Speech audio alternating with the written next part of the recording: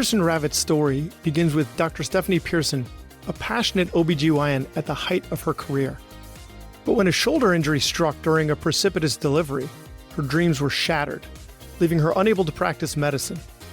Determined to make a difference, Dr. Pearson became an advocate for her peers, guiding them through the complex disability process. Alongside insurance expert Scott Ravitz, Dr. Pearson founded Pearson Ravitz, a company determined to approach insurance differently. Together, they set their mission to educate and empower physicians to protect their most valuable asset, their income, and the most important people in their life, their family. Today, Pearson Ravitz serves the medical community in all 50 states. At Pearson Ravitz, they understand the unique concerns of physicians. Physician-founded and physician-focused, Pearson Ravitz builds human connections before they create quotes. Life can change in an instant. It's hard to imagine that a sudden illness or injury could leave you and your family in a devastating financial situation. But with a little planning and guidance, you can prepare for every possibility. Visit PearsonRavitz.com to schedule your consultation with a Pearson Ravitz advisor. Hello, and welcome to our final episode of the year on the Physician's Guide to Doctoring. Wow, that sounds really weird to say out loud. I'm Dr. Bradley Block, and as we bid farewell to 2023, it's time to continue our Remember This series that reflects on the top episodes resonating the most with you and with me. This week, we're diving into my personal top picks, a mix of insightful, thought-provoking, and even humor-filled conversations. Featuring guests from diverse backgrounds, each brings unique perspectives to our medical practice. From understanding nonverbal communications with Blake Eastman to redefining habit formation with Dr. BJ Fogg, and exploring sensitive patient conversations with Dr. Stephanie Sogg, each conversation has been a journey of discovery. And let's not forget the invaluable lessons on how to be funny with Scott Dikkers, founder of The Onion, a truly unique perspective in our field. Kind of threw that fourth in as a bonus. Surprise! Let's get started. Let's kick off with a truly unique conversation from episode 82 with Blake Eastman. As a professional poker player and nonverbal communication expert, Blake brought us an incredibly distinct perspective on the challenges we faced during the pandemic. We interviewed him about using nonverbal cues from behind a mask when we were in the throes of the pandemic, but the lessons still apply. We delve into facial expressions, vocal tonality, and how to optimize those telehealth visits. Blake Eastman is a guest like no other we've had. He's a professional poker player and founded School of Cards, the first brick-and-mortar poker school in the country, and is the creator of Beyond Tells, a poker tells training site. He has a graduate degree in psychology and taught psychology at the City University of New York for 6 years. While he was doing all of that, he also provided consulting services to physicians, practices, and hospitals regarding nonverbal communication and conducts his own large-scale independent research on nonverbal communication. The current pandemic has hamstrung our ability to read nonverbal communication and to convey it. We're either behind a mask or a blurry image on a telehealth visit. So he teaches us what to prioritize with regards to our own nonverbal cues, how to optimize a telehealth visit, the importance of the cadence and volume of our speech, and cues for recognizing understanding. Hey, this is Brad Block, host of The Physician's Guide to Doctoring. This is a personal and professional development podcast for physicians where we have experts on the show that try to teach us everything we should have been learning while we were memorizing Krebs cycle. Blake Eastman, thanks so much for being on the podcast. Thank you so much for having me. So we're going to start talking about expressive nonverbal communication. So what doctors really need to focus on in ourselves when we're communicating with our patients, be it behind a mask, and all the PPE regalia, or maybe over telehealth. And we'll break each one down. So if you had to pick one part of the body that we need to really remember to focus on, to make sure that I'm conveying the appropriate nonverbal cues, which would it be? Definitely upper half of the face. So muscles right around the eyes. So the eyes and the muscles around the eyes. So the brow, the left and right side of the eyes, going to be the most important. And it's going to be most important in a mask wearing COVID-19 sort of approach. Is that the same, when this is all finished, there are some lessons to be learned, but there hopefully will be a point where we're not in masks anymore. Is the answer still the same? I think so. With a lot of communication with doctor in a sort of medical framework, I like to think of two things: interest and authority. So a doctor wants to be able to display genuine interest in what a patient's going through to have that level of rapport. And then there also wants to be indications of authority. A lot of authority can be dictated via vocal tones, but the interest, a lot of it comes from the eyes. Because when you walk into a doctor's office, there's that period where it's like, you're on the computer, you're doing what you're doing, and then it's like, all right, Blake, what's going on? And that's that moment where I'm like, are they really listening to me? Are my symptoms being listened to in a way that I feel heard? And a lot of that comes from upper facial movement. And it's sort of like if you had a flat affect while I was saying all these things and you didn't say, or you didn't have any other follow-ups, it doesn't look that engaged and that interested. Okay. So like a furrowed brow, right? So one, I need to make sure I'm looking at my patient. So Blake, what brings you here today? Or how are you feeling today? What's going on? Why are you here? Pull my face away from the computer, make eye contact, like furrow my brow. Yeah, I mean, like the furrowing of the brows is why it's difficult to sometimes discuss behavior, because there's a lot of context that's lost in the discussion. But you want to think of it this way, like head nods, squinting more than furrowing is sort of the indication. So if I said to you, like, listen, my head's really hurting or something like that. And you're like, all right, can you describe what it's like? And I'm like, all right, well, above my eyebrows, it's really hurting. And then all of a sudden you look at me and you squint and you nod your head like, okay, I know that my message is being heard in that instance. It's sort of understanding that you're listening. And I've worked with a lot of doctors, and sometimes they'll just flat stare at you while you're discussing. And it's like, okay, are you getting this or are you not getting this? Right. And you want to have as much of that behavior in alignment with, I'm interested in you, I'm hearing everything you're saying, and I'm right with you during this entire interaction. And the reason why is because when then the advice or the recommendation or the course of treatment comes, it's treated with way more authority, because it's like, all right, well, he collected or she collected all the information, and then there's this level of authority, as opposed to like, oh, you're fine, don't worry about it.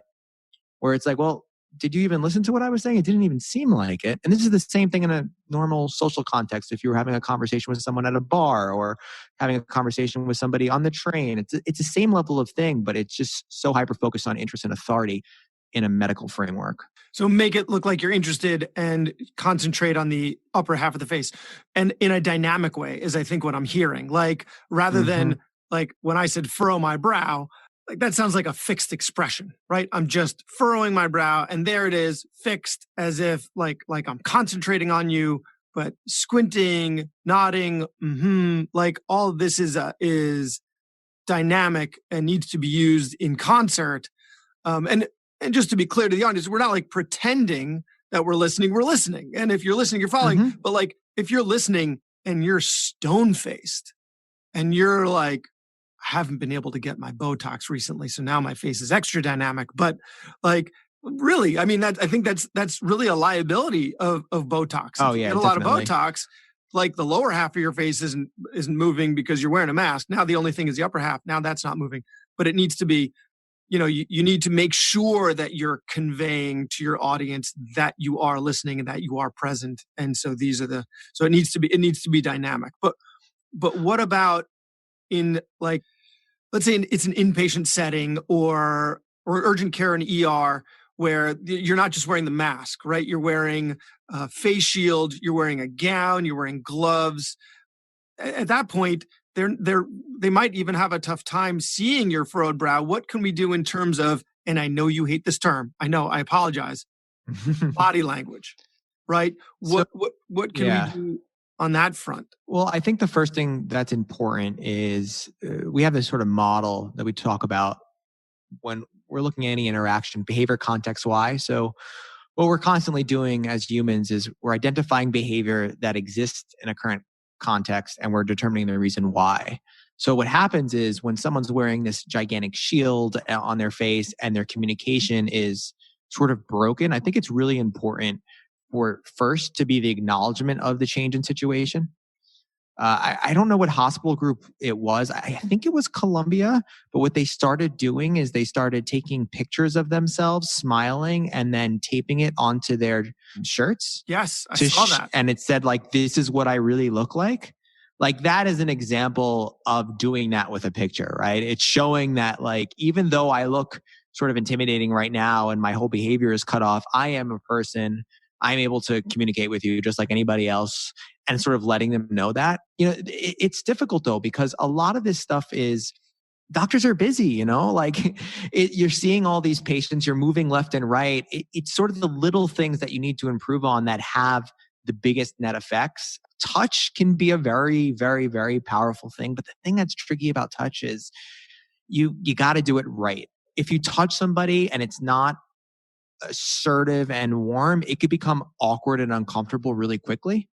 So certain doctors and certain people are able to execute this, and certain people just aren't. And it's very difficult to, in terms of like proxemics and touch, to sort of tell people, all right, just touch someone in a way that doesn't make them feel uncomfortable. Like it's like a practiced effort. I think a good rule would be shoulder, yes, inner thigh, no. Yeah, definitely shoulder. I mean, I've had opportunities where I remember vividly being in a dentist's office, and they were doing x-rays of my teeth. And I have a weird thing where I was like, I had the x-ray thing in my mouth and it was really hurting. And it was like, I wasn't complaining or anything, but visually I was experiencing some distress. And I remember the first woman that helped me, she did it twice and it didn't work. And then like the senior nurse came in and she put her hand on my ankle because I was like laying down, and she just looked me in the eyes and she goes, "We'll get it." And I remember feeling so relieved just immediately after that moment, because it was like that sign of compassion and authority. And that's sort of what touch does. Definitely, I think that vocal quality is more important. People are going to have to get used to speaking louder. Vocal tonality and loudness is going to be, it's an indication of authority as well. And especially when you have like two masks on and it's difficult, we want to sound clear and vibrant. So definitely vocal exercises can help with that a lot as well. So I'd crowdsourced some questions on Twitter from some of the med Twitter community. And one thing that one of the doctors pointed out was that if your patient has hearing loss, and as an ear, nose, and throat doctor, a lot of my patients have hearing loss. So I'm really glad that she pointed this out. If your patient has hearing loss, they might depend more on lip reading than they even realize. And now you put a mask over that. So I think it would also be helpful to acknowledge, like you said about acknowledging, like, I recognize that all this personal protective equipment can be intimidating and can cut me off from you. And I just want to put that out there and let you know, there is a person in here that wants to take care of you. Acknowledging that you might have some difficulty communicating. And if you do, don't be ashamed to ask me to repeat myself. It's my fault for not being loud enough, not your fault for not understanding me. So I think with the patients that might have hearing loss, so important. It's really going to be important. And so you're saying, right? Because nonverbal communication, you're saying, is not just the way we move our face and the way we move our bodies. It's also vocal tonality. And so, do you think it would be helpful to intentionally slow the cadence of our speech in this situation? Not necessarily. So this is where nonverbal behavior and the concept of body language, it just gets such a bad rap in so many communities because it's spoken about at such a simplistic level. And like I've worked with doctors that would be described as creepy because of the timing of their facial expressions. Like their smile is just too quick, doesn't have the morphology of a genuine smile. So you tell a doctor like smile more and they start smiling in a weird way and it has that sort of negative effect. So these are just subtle things where we learn them throughout life. We become lazy. And also we don't have cameras on ourselves all the time giving us feedback on what's going on. And like people in a doctor-patient, that's one of the few social dynamics where it's just extreme authority, right? It's sort of like a judge. Like you go into a doctor's office, the average person is not going to know how to navigate the medical community. The average person doesn't have a ton of doctor friends or anything like that. Like what the doctor says is going to be like gospel in a lot of ways, right? So I think that with this speech adjustment, we call that a speech. Basically, a speech is a way of communicating that sort of hedges problems with interactions. So if you ever have, for example, like if let's say the doctor's throat was killing them and they were wearing a mask. You say that. You say, listen, I'm so sorry I injured my throat. Blah, blah, blah. I have this mask on for your safety, my safety. If you can't hear me, please, blah, blah, blah. People don't give the actual why or the context for the break in behavior. I remember like a doctor came in and he was limping. And I clearly look at his limp and I'm like, you're right, doc? And he said something like, yeah, I'm fine. I'm like, well, give me the context. Don't just say, yeah, I'm fine. Don't right? dismiss me. Because that's exactly. kind of like dismissive. It is. And people don't understand. Like, I mean, the main reason that I worked within the medical community is because there is some pretty convincing research that suggests that doctors that don't do these things are sued at a much higher rate, right? Because that empathy hasn't been connected and people go, it was that doctor's fault because they had a miserable experience. Also, we live in a point in society where reviews and just the hub of information of like, you have a really good experience with the doctor. You tell your other friends, listen, I got a guy for you. I got this woman for you. They're perfect. Go see them. Tell them Blake Eastman sent you. Like it's that kind of culture. And the ROI of a social interaction could be incredible. You could just nail an interaction. I mean, I had a dermatologist that took so much care of me around 7 or 8 years ago. Anybody who I speak to in New York City that ever brings up anything, I'm like, go see my guy. He'll take care of it. And you don't know who's going to be that kind of person and you don't know how that's actually going to happen. A lot of that comes from behavior and how you make the person feel, not just a diagnosis, not just a course of treatment. It's a way more interpersonally powerful dynamic than most people think. And I think a lot of doctors need to reframe their thoughts. Like, I have a lot of respect for the fact that most doctors are trying to provide the highest level of care that they can. But care is twofold, right? It's emotional care. It's making sure that the person's heard. And all that stuff is just as powerful as not this is the right treatment or you're fine, right? Like, do you know how many times doctors have said to me, like, you're fine? And I'm a little bit, I'm a little intense, especially when I was younger. I'm like, I don't think I'm fine. Let me go do more research and go see 3 other doctors until I meet that one doctor. All right, let me give you an analogy. So when I was 19 years old, I was in graduate school and I got shingles all over my neck, right? All over my neck. It was bad. It was burning. It really hurt. Oh, yeah. I go to the doctor's office. I'm like, I don't know what this is, blah, blah, blah. So the doctor first explained everything to me. And one of the things that I loved is he took out his like giant book of like big book of rashes. Yeah, the big book, exactly. And he pointed to it and he explained to it and he went over the stress with me and he really you shouldn't be having this at 19 years old. And like, it was like a really cool moment where I'm like, this guy's really looking out, hearing from me, so forth. And then he did something that is unheard of in medicine. And if any of you run private practices, there's automated ways that you could do this, but he reached out like 3 weeks later.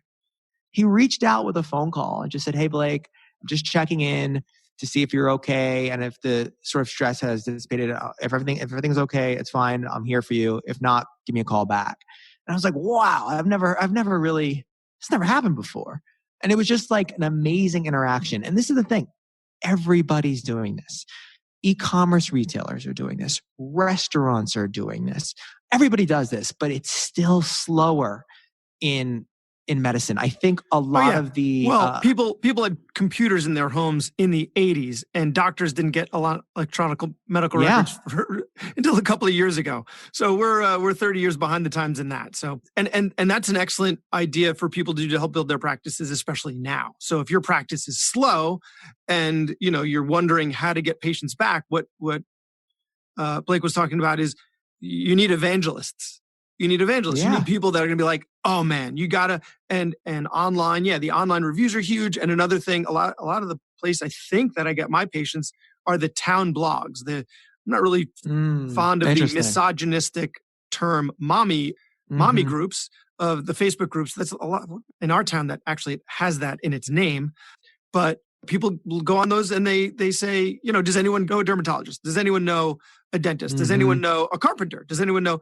And I think I get a lot of my patients because any time one of my evangelists, and you only need a couple of them, see that, they'll be like, oh man, you gotta see my guy. You gotta go see Dr. Black. You gotta see Dr. Black. So taking these cues and focusing on just a few of these little things that Blake's talking about now are really going to help us. So if we could pivot for a little and talk about telehealth, because in telehealth, Right. Well, the focus, it's not as high resolution. You might not be able to see all the facial expressions. So what I've found myself doing is gesticulating like a Muppet, like Kermit the Frog swinging his arms around just so my patients know that there's someone, like there's a human being on the other side of the screen.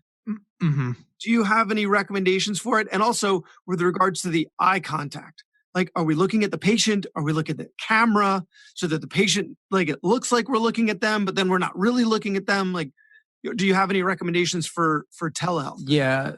First thing is you should always drag their face as below your camera as possible, right? So like if you have sort of like a MacBook, you're going to take it and put it in the middle of the screen so that you're as close as possible. There's always going to be a disconnect. So it's on the vertical axis. It might not be on the horizontal axis, but at least you're on the same vertical axis. Yeah, at least you're on the vertical so that it looks like you're not looking off left and right. Also, I think it's important if you're like taking notes or anything, you need to explain that. Like, hey, I'm just taking notes. So if I look left and right, that's the reason why I'm looking left and right. For teledoc stuff, I would say that what you said is correct, but also just an increase in energy specifically related to the loudness and vocal quality of your voice. Voice becomes a lot more important in any sort of like Zoom meeting or teledoc scenario. I mean, we've been doing a lot of work on financial presentations, and I've seen that vocal tone just creates so much more power. And the reason why is there's sometimes lag, there's all these things, but a lot of these services, how they're built, they prioritize sound over video. So while video may freeze or look a little bit pixelated, the sound quality is still more important. So like anything that's going to raise your energy or anything that's going to get you to be a little bit more effective via voice is probably going to be the best piece of advice for that. But everything else still applies, right? Same thing about the speech, same thing about understanding context. It's just a different medium. You might want to address the medium like, hey, so just so you know, sometimes this gets a little bit weird. If you can't hear me or if it breaks up, just please let me know. That's an indication that they're being heard right then and there. Just saying that like, if there's a problem, not, okay, let's get started. What's wrong with you? And then it's like, hey, what was that? I couldn't hear you. Like, so just by hedging it with that shows that you're more caring and understanding. You seem to be getting back to that same concept over and over. Right? Making sure the patient it's knows just different ways of that doing you're it. present and they're being heard and they're being understood. That's like every answer circles back to that. And I think there's an important point there. Yeah. And you should be able to do that. Like, put it this way. If you can't do that in your life, you can't do it in a patient doctor format either. So you want to be able to do practice that. It with your friends. Exactly. Like there, and then it becomes just sort of this pattern of behavior that you get used to and that you're able to do it. And I'm not saying that like, we don't need to fake it. Like you ideally, I don't know many doctors aren't walking into the room. A lot of this stuff is unintentional, right? They're like processing something, they're working on it. They just forget to do these kind of things. And that's why it has to become more of a pattern of behavior outside your practice. And then it starts to become much easier to apply inside of it. Well, yeah, we're running behind. We're a little stressed. We're thinking about that last patient. Like we might not be totally present. So I think to your point, it's important to be present. So, I think, and we've definitely said this in other episodes with other guests, but like stop outside the room, take a deep breath and get ready for this patient to now be the star of the show. You got to get whatever is in your head out of your head. So you're not faking it. You are genuinely present, but still, practice these little things to make sure that you do continue to do them in your professional life. There was a question on Twitter that you might not have an answer to, but one of the physicians asked, "What do you do if a patient becomes tearful in a telehealth visit?" So, typically what we would do is this is where the physical contact becomes important. You offer them a tissue, you put a hand on them. But over telehealth, like we're like stuck. We want to reach in and give the patient a hug or something. Do you have any recommendations for what we can do? So this is where the dynamic aspect of your ability as a communicator really comes to play, right? So crying there is not a uniform way of dealing with that. Just to be clear, different people respond to different energies. Different people respond to different approaches. And I really believe that the skill set of actively dealing with someone who is crying takes a completely different level of social ability and social skills. I would say for most people at this point, you just want to emphasize as much as possible via vocal tone. Like, I understand this is really hard. I understand what you're going through, and make sure that is actually heard. There's a difference between saying like, I understand that you're crying versus like, I really understand that this is a hard time for you. I just want you to let you know that. And there's just such a different in execution. And it's tricky because those of you who are listening to this, I don't really know what your spectrum of communication is. So for example, I'm not kidding. I had somebody cry 3 weeks ago. A client start tearing on the phone. And my response was, we're not doing that right now. You're not crying. Stop crying. That was my response. Okay. And I'm not sure. It was because... Are you recommending that we say that to our patients? No. Okay. I'm saying that... I might say that to one of my children. Yeah, I'm in a different context, but I'm saying that like for that particular patient and for that particular person that I was dealing with, that's what they needed to hear. Yeah. Right. And then like three days later, somebody else cries and it's, listen to me, you've got this. There's, and it's a completely different level of compassion. Right. And it takes a certain level of communication to understand which one of those it is. And I'm not saying you're saying we're stop crying, but there are ways of assertively saying like, listen, I know this seems scary, but right now where you're at, you have it way better than most. There's a way of reframing it essentially. And different people are going to require different things. So that is a very difficult question actually to answer. I think it's really dependent on a certain person's level of or ability to communicate. You'd be surprised what I've seen over the years, like of surprised, the and I think you mean disappointed. Yeah, well, no, not necessarily. I mean, I have seen interactions where doctors are a little bit more cold and direct, and they don't have a ton of empathy, but they just have a level of authority and power that the patients respond well to. But then they get that one person that needed that empathy and they're like, I hate that guy. Right. Yeah. So like communication is way more dynamic than people give it credit for, which is why sort of the empathy style is just, it's going to work way more effectively. But you need to marry empathy and listening skills and all of that with authority. I don't want a doctor who's going to sit there and go, question, oh, really? Okay, interesting. I want interesting. I'm here for you. This is what we need to do. Yeah. All right, Blake, this is what we need to look at. We're going to do this test. We're going to do that test. We're going to do this, blah, blah, blah, blah, blah. We're going to see what it is in 2 weeks. I'll be in contact. Great. I'll talk to you later. I'm like, okay, he listened. She listened. I was heard. And now there's a treatment and course of action. So it's that powerful shift from listen to this is what we're going to do. But if you're not given the cues that they've been listening the whole time, you're not going to come away from that thinking, I'm on board with this. Because it didn't lead up to the authority. The authority wasn't supplemented with that empathy and that understanding. And I think for that crying patient, it makes sense, at least, from a basic level.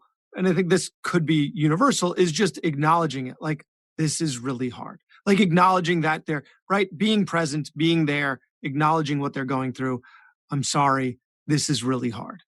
Right. Yeah. And acknowledging it and giving them time, giving them time to process it. And also connecting them to reality is really important, right? So, as non-doctors, we're not looking at illness and disease the same way doctors are looking at. And sometimes a sheer explanation of the reality of our symptoms can help sort of ease that anxiety, right? So we want to listen, but we still want to know. And it could be the other way around too. I mean, sometimes the news isn't always good, right? It's not, it's hard. And that's what's tough. Then you need a plan, right? Like let them process. And then this is what's going to happen now, right? Like you said with the authority, this is what we're doing next. We're going to get a scan. We're going to get a biopsy. We're going to there's nothing like a professional. This is any type of professional in and outside of medicine with a plan. We want to know people have plans. If all of a sudden someone's fixing your house, you're like, yeah, I'm going to play around a little bit and see what I can do here. You're like, okay. It's like, all right, step 1, what I'm going to do is I'm going to check this. Step 2, I'm going to check this. Step 3, and I'll let you know and we'll see. Like it's way more effective. Here's an Etch-a-Sketch of what it's going to look like. I dropped it. Yeah, that's not going to work. Yeah, you don't want that from you don't want that from your contractor. You definitely don't. So let's talk a little bit about receptive nonverbal communication, because we've really been focusing on expressive, which I think is easier, right? Because you you practice it with your friends, you remember to do it in the office, and you develop what is yours for you. It works for you, right? This level of touch works for me. This level of touch doesn't. But receptive nonverbal communication, and this is something actually that one of the other physicians on Twitter pointed out, is she called it cultural humility. So we're talking about is really, what works for us in the American medical system. I'm sure I have my share of international listeners, but, I think the majority are in America, maybe some in Canada, a couple in Australia.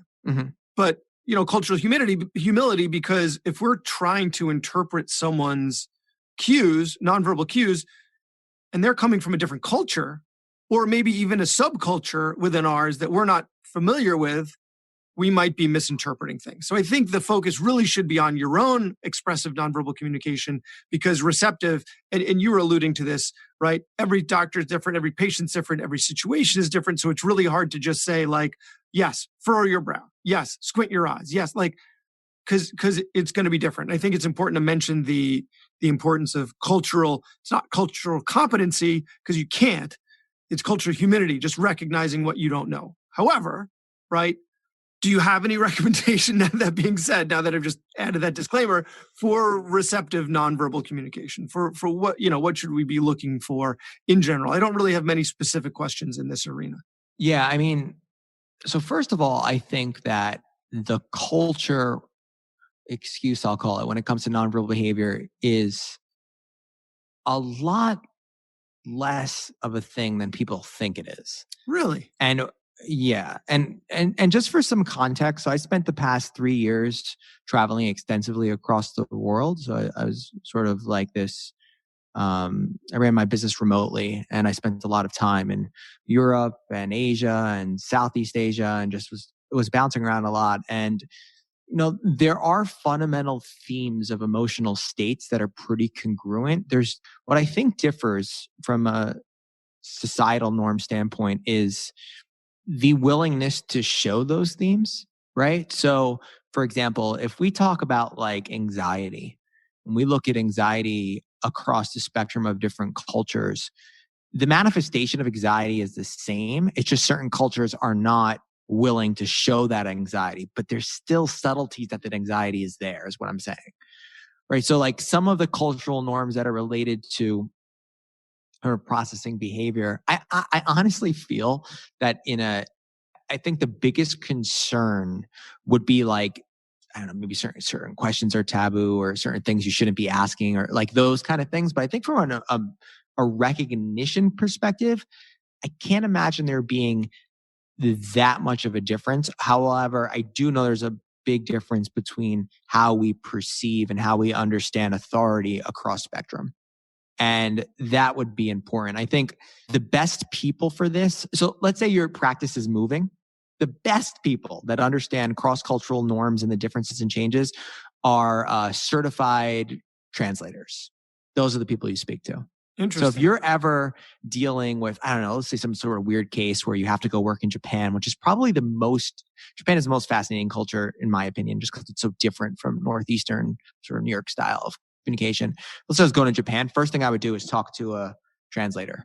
Like tell them, because they get it. We have access to them, right? We need them. Yeah. Like I frequently have to put a translator on speakerphone in order to communicate with, not that frequently, but it's something we have easy access to. So I guess enlisting them to make sure that we're picking up on the behavioral cues that we should. Yeah, they're very good. Because I literally have had interactions where I'm like, listen, what do I need to know about like behaviors or any like weird or different things? And they go, oh yeah, let me explain, like authority. This happened when I was working with a Chinese company. It's just like completely different the way you demonstrate respect. It's not like a Northeastern style of demonstrating respect. It's a very polite, very a firm handshake and a hard squeeze, which is it's a lot of acknowledgement out the window. So I wonder how that's going.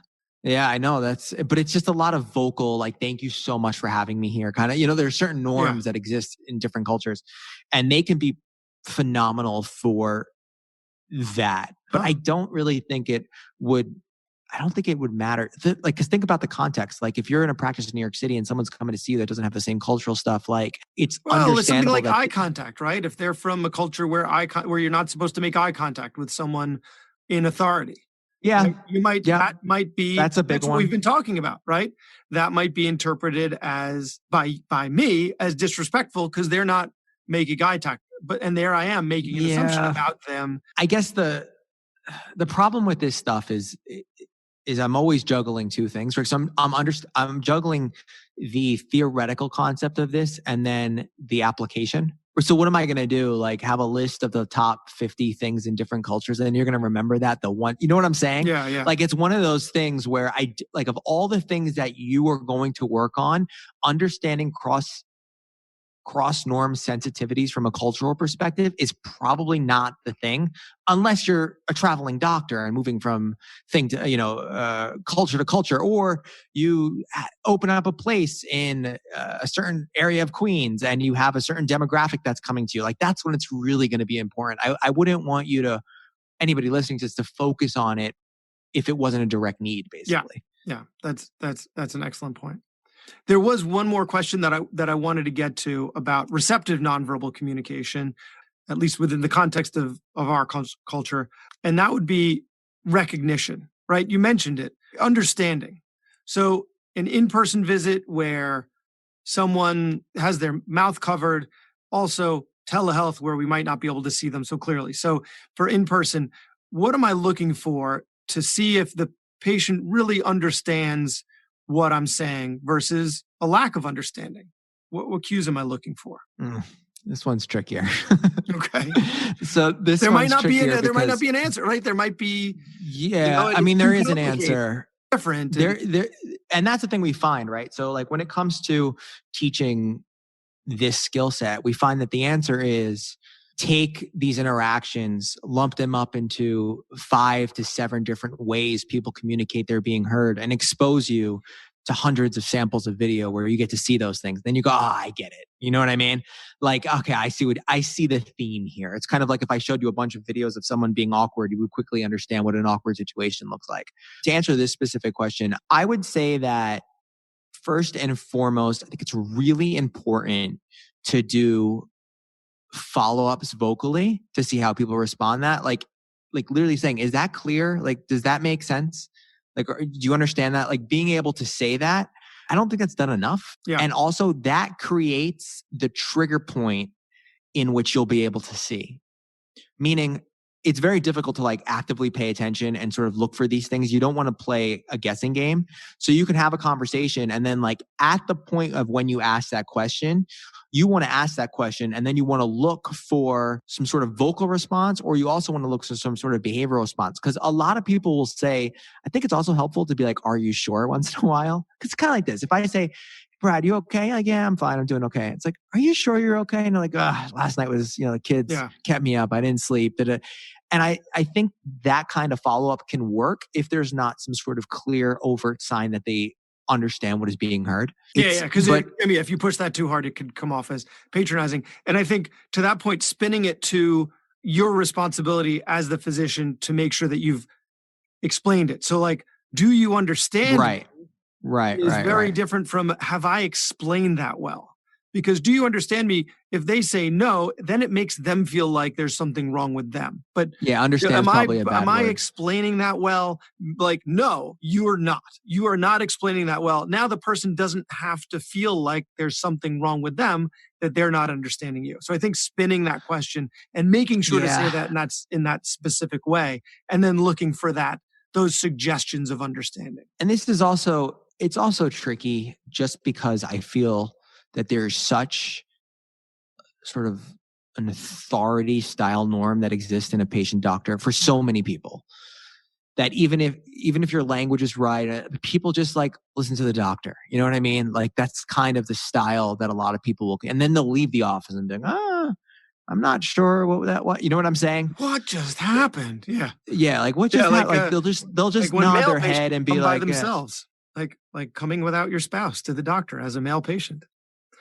And then you come home to your wife What Yeah. happened at the doctor's visit? And what happened? Yeah. It was fine. Oh, well, everything's it okay. was fine. That's not what happened at all. Oh no, he said, or she said, everything's okay. No, I mean, that's kind of the dynamic that creates that, right? Yeah. And this is another thing that boils down to like just understanding what your individual communication style is like, how good you are at perceiving behavior. Put it this way, the better you are at reading behavior and modifying your own behavior, the more emotional and social range you have. So the more tricks and more things that you can do. So that's why it's a two-way street. You got to be able to understand, and you also got to be able to emote and communicate. Yeah, that's something that when I started working on like being more present, it started to bother me more when people weren't present with me. Right. Like that's something that my wife and I Yeah. both talk about, because we realize that like if someone's, I think, before I started working on stuff like this, but like before the podcast, because this is a lot of what I like to talk about. If someone was like scrolling through their phone while they were talking to me, I probably wouldn't have minded it as much. But now, like, oh man, it just makes my head explode. So like, to your point, right? It's that it goes into other parts of your life and you keep practicing it, then you get better at doing it and you get better at reading it. And you just have to you have to be mindful of it. You need to be mindful of your own cues, which makes you mindful of other people's cues. And then just get better and better at it. Yeah. It takes active work like anything else, right? Like it takes active work. And I really believe that it's an area that some schools are teaching this now, but not a lot. Like it's not a standard approach. I think Cornell has they have like a lab. NYU has a lab. Like they're interested in recording doctor interactions and doing all that, but it's not standard. That's for sure. Oh yeah. Like we were talking about before the show, just getting through regulations in order to, like, if you're a doctor who wants to see what they look like when they're talking to patients, if you're part of a big institution, getting permission to record the visits and permission from the patients, running it by the legal department, and what do you do with that file afterwards? And that's it's got to be really challenging to do all that. And if it's not a genuine patient interaction, like if it's like the actors that they have medical students working with, I don't think it's just not going to be the same. But you can definitely tell. Like if I met a doctor with like a low level of upper facial animation or a weird smile timing or something like that, like that's going to be in there. There's no way they're not doing that in social interactions and then doing it in doctor-patient interaction, right? So there's certain like signs no matter what. But yeah, I think that it's something that needs to be looked at a lot more, especially I just think for across the boards. Also think about your patient. You know how good it feels to walk out of a doctor's office and you're not like thinking about like, should I trust that? Should I not trust that? I don't know. They're kind of weird. Were they not listening?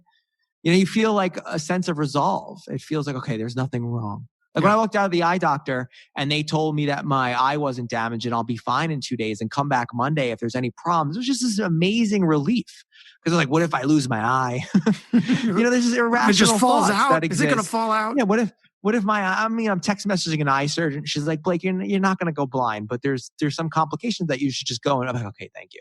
Thank you for giving me the context on why I should take care of this. Right. So I think that's so, so, so important. Anxiety and stress, those cause a lot more illness too.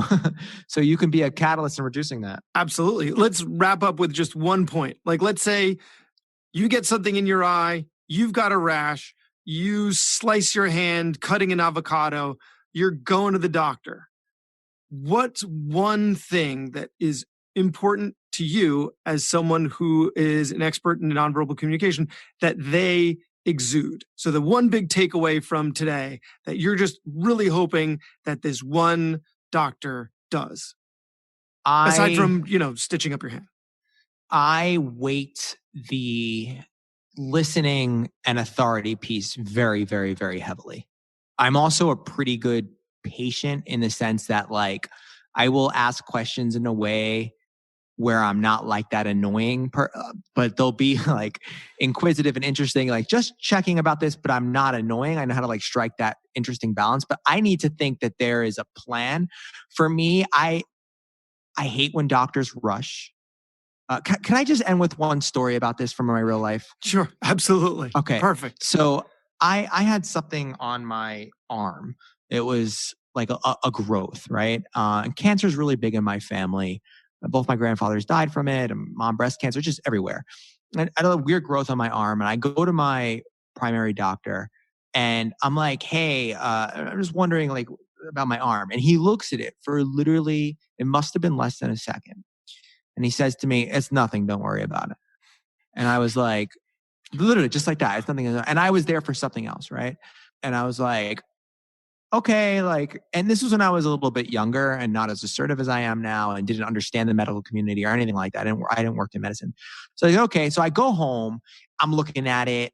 I'm on, PubMed, and I'm on everything. I'm like Googling things. Like, I don't know, this kind of meets the A and B of ABCD of skin cancer. Like, I don't know. So I make an appointment with a dermatologist, and it's annoying because I have to go through him, right? So I have to get a referral at that time. I didn't have the same kind of healthcare. I don't know my father's healthcare. So I get a referral from him. His office approves it. I go to the dermatologist. Dermatologist sits me down. I ask the dermatologist, say, listen, I'm concerned about this thing in my arm. First thing he does is takes his little wheelie chair and moves in closer to me. Second thing, he holds my arm in his hand, and he takes out like this little magnifying glass, and he looks through the magnifying glass and looks around at every aspect of it. Then he maybe spends like 7 to 10 seconds really looking at it, pushes it, prods it, whatever. Then he pushes back in his chair and he says, okay, and explains to me what it is and and just really makes me feel absolutely incredible, right? So I walked out of that, I'm like, I love it. I don't have skin cancer. I feel amazing. Now, this doctor eventually became a friend and somebody that I confide in personally. And I said to him many years later, I was like, listen, you knew in 1 second that there was nothing wrong with my arm, right? And he's like, yeah. And I was like, well, then why do you spend 7 to 10 seconds? He's like, I was just being a little bit more thorough. But I was like, you knew in the first second, right, that it was nothing? He's like, yeah, I knew, but I just wanted to be thorough. And I was like, wow, just that extra 7 seconds of being thorough and really looking like you care, because he actually did care, completely changed my concept of this person. I bet and he I've was sent him squinting so too. many clients. Oh, he was squinting. He was looking with this. Then he explained to me like the ABCDs of thing, but really showed me like what something that is cancerous looks like versus what's not. He gave me a little bit of education, which made me feel empowered. It made me feel heard. It made me feel empowered. And I felt like, okay, this is not something that I worry about. Where the other doctor was like, you're fine. Just trust me. Same answer. Same treatment. Different delivery. Different delivery. And it meant all the difference. And I think that is what is the key takeaway of sort of this podcast or this discussion, is being able to actively integrate that style of communication with your patient. Empathy and authority. Yeah. And being heard, empathy, and authority, I think good. So we always look at social interactions. We try to sort of break them down into continuums or themes. And I think the big theme for medicine is authority, empathy, and also somewhere about like active listening. Like when those three things come together, you have a very powerful interaction. And I think there's often a lot of authority, or sometimes there's not. I've worked with doctors that they don't have enough authority. They're incredible clinicians, but they're just not, their tone, the way they deliver stuff. And you're left like, am I dying or not? Like, which one is it, doc? Don't end each statement with like, it's a question. Like, your voice. And also my little hack is, I do this, right? So like I tell every time I go to a doctor, like, also I'd be like, I'll throw out what I do in some sort of weird way. I'm like, I analyze behavior. I work with a lot of doctors. And some of them are like, oh, wow, that's fascinating. And they get really involved. And some of them just don't give a shit. they're like, that's nice. Put your head on the table. And I find it interesting and sort of the balance between that and how people reciprocate, like what Come you're on, doing. at least pretend. It's just fascinating. Pretend. Yeah, at least pretend, right? Like, and it's like, interesting. You're not interested in how you're communicating. I'm interested by that. So it's cool, but it's a whole deep world. It's a rabbit hole, but it definitely makes sense to work on this skill set. I had Scott Dikkers on the show a while ago, who was the founder of The Onion, like the comic magazine, and he teaches people how to be funny. And I said, well, what do you want from your doctor? Because the whole episode was how to be funny as a doctor, like funny yet appropriate. And he said, don't try and be funny. I'm the funny one. Just laugh at my jokes. That's all I want from you. And I feel like that's kind of what you were getting at. Like I told you what I do. Like I gave you an in for an interesting conversation. Like just take it. As you're examining me, just take it and use it. And I think that's important too. Like recognizing that the person that's sitting in front of you has this whole life and you lobbed it to them and they could have easily hit a home run by going, that's really interesting. Tell me more about it. And it would have been great. And that's all you needed. Like it's, there's so many interactions, and just bring it into your life and it'll be easier to bring it into your practice, right? So be more present, be more, there's one of the doctors I work with that was really struggling with authority. I had him negotiate something every day for 30 days. So he had to he was a doctor in New York City, he lived in Midtown, and he would go into a deli and the bottle of water would be $1.50 and he wouldn't have to negotiate it. He'd be like, listen, all I have is $1. Will you take $1? And what was fascinating was just to see, and he had physical anxiety when I did the first 5 with him, and it was physical anxiety. His hands were shaking. He was really afraid of confrontation and really was just not used to that. It was his comfort zone. And over the course of 30 days, just one every day, he made $3,000 in savings. And then he started to really see what his authority and what his power looked like. So I always recommend things like that, right? You don't want to try this on your patients. Try it in your day-to-day life and you'll see how it can carry into your actual interactions. Maybe not in my marriage. Not my foot down. Honestly, your spouse or your partner, they are some of the best at being able to tell you what you're doing and what you're not doing. Yes. They may not be the best at giving feedback because they usually have a lot of meaning attached to that. Oh, you just don't listen. They have their own story and concept about you, but they will really know your little weird things. So it's what do I do when I'm not listening? They'll tell you exactly, you break eye contact more, you start checking the phone a little bit, blah, blah, blah, blah. They're wonderful resources. So if you're really looking at your presence, I would sort of enroll your significant other to sort of help you understand what those gaps in your communications are and what your tells are. What do I do when I'm listening and what do I not do? Yeah.